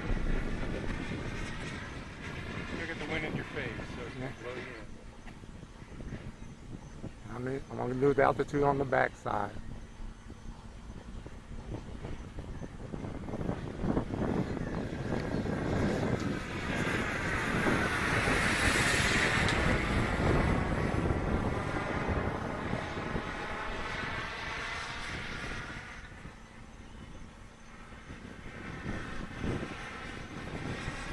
I need no more altitude.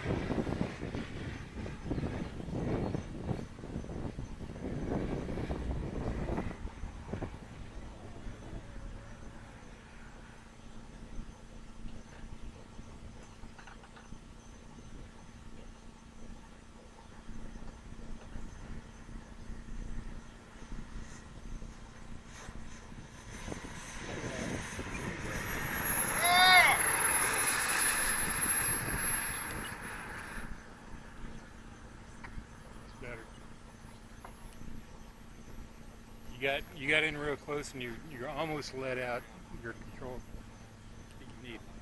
As a matter of fact, you did. You started drifting this way a little bit, but that was good. I'm gonna make my instructor happy.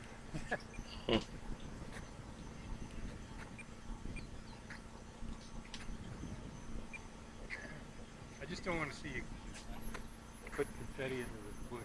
Oh, I'll do it someday, but I don't want to do it no time soon. I'd prefer not to do it with this shit. But like I said, my biggest thing was in my turn patrol, so now I'm just gonna stay in the power until I basically start getting ready to roll out of it. Did you notice when you rolled out? Did you notice how it crabbed naturally because of the crosswind? So that's real susceptible to that. You have to kind of keep that in mind.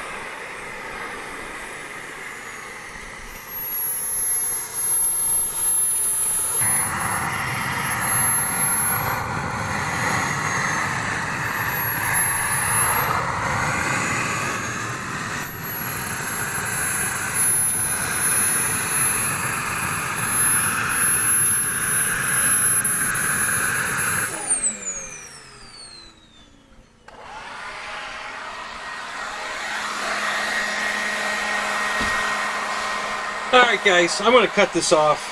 I got some meatloaf in the house calling my name. I'm getting hungry. So, thanks for coming by guys, I really appreciate it. Thanks for the likes, I see you guys did, and I appreciate that. And I'm going to do this every week now. We're going to do it. I'm not sure exactly what day yet. I'll make an announcement. But we'll...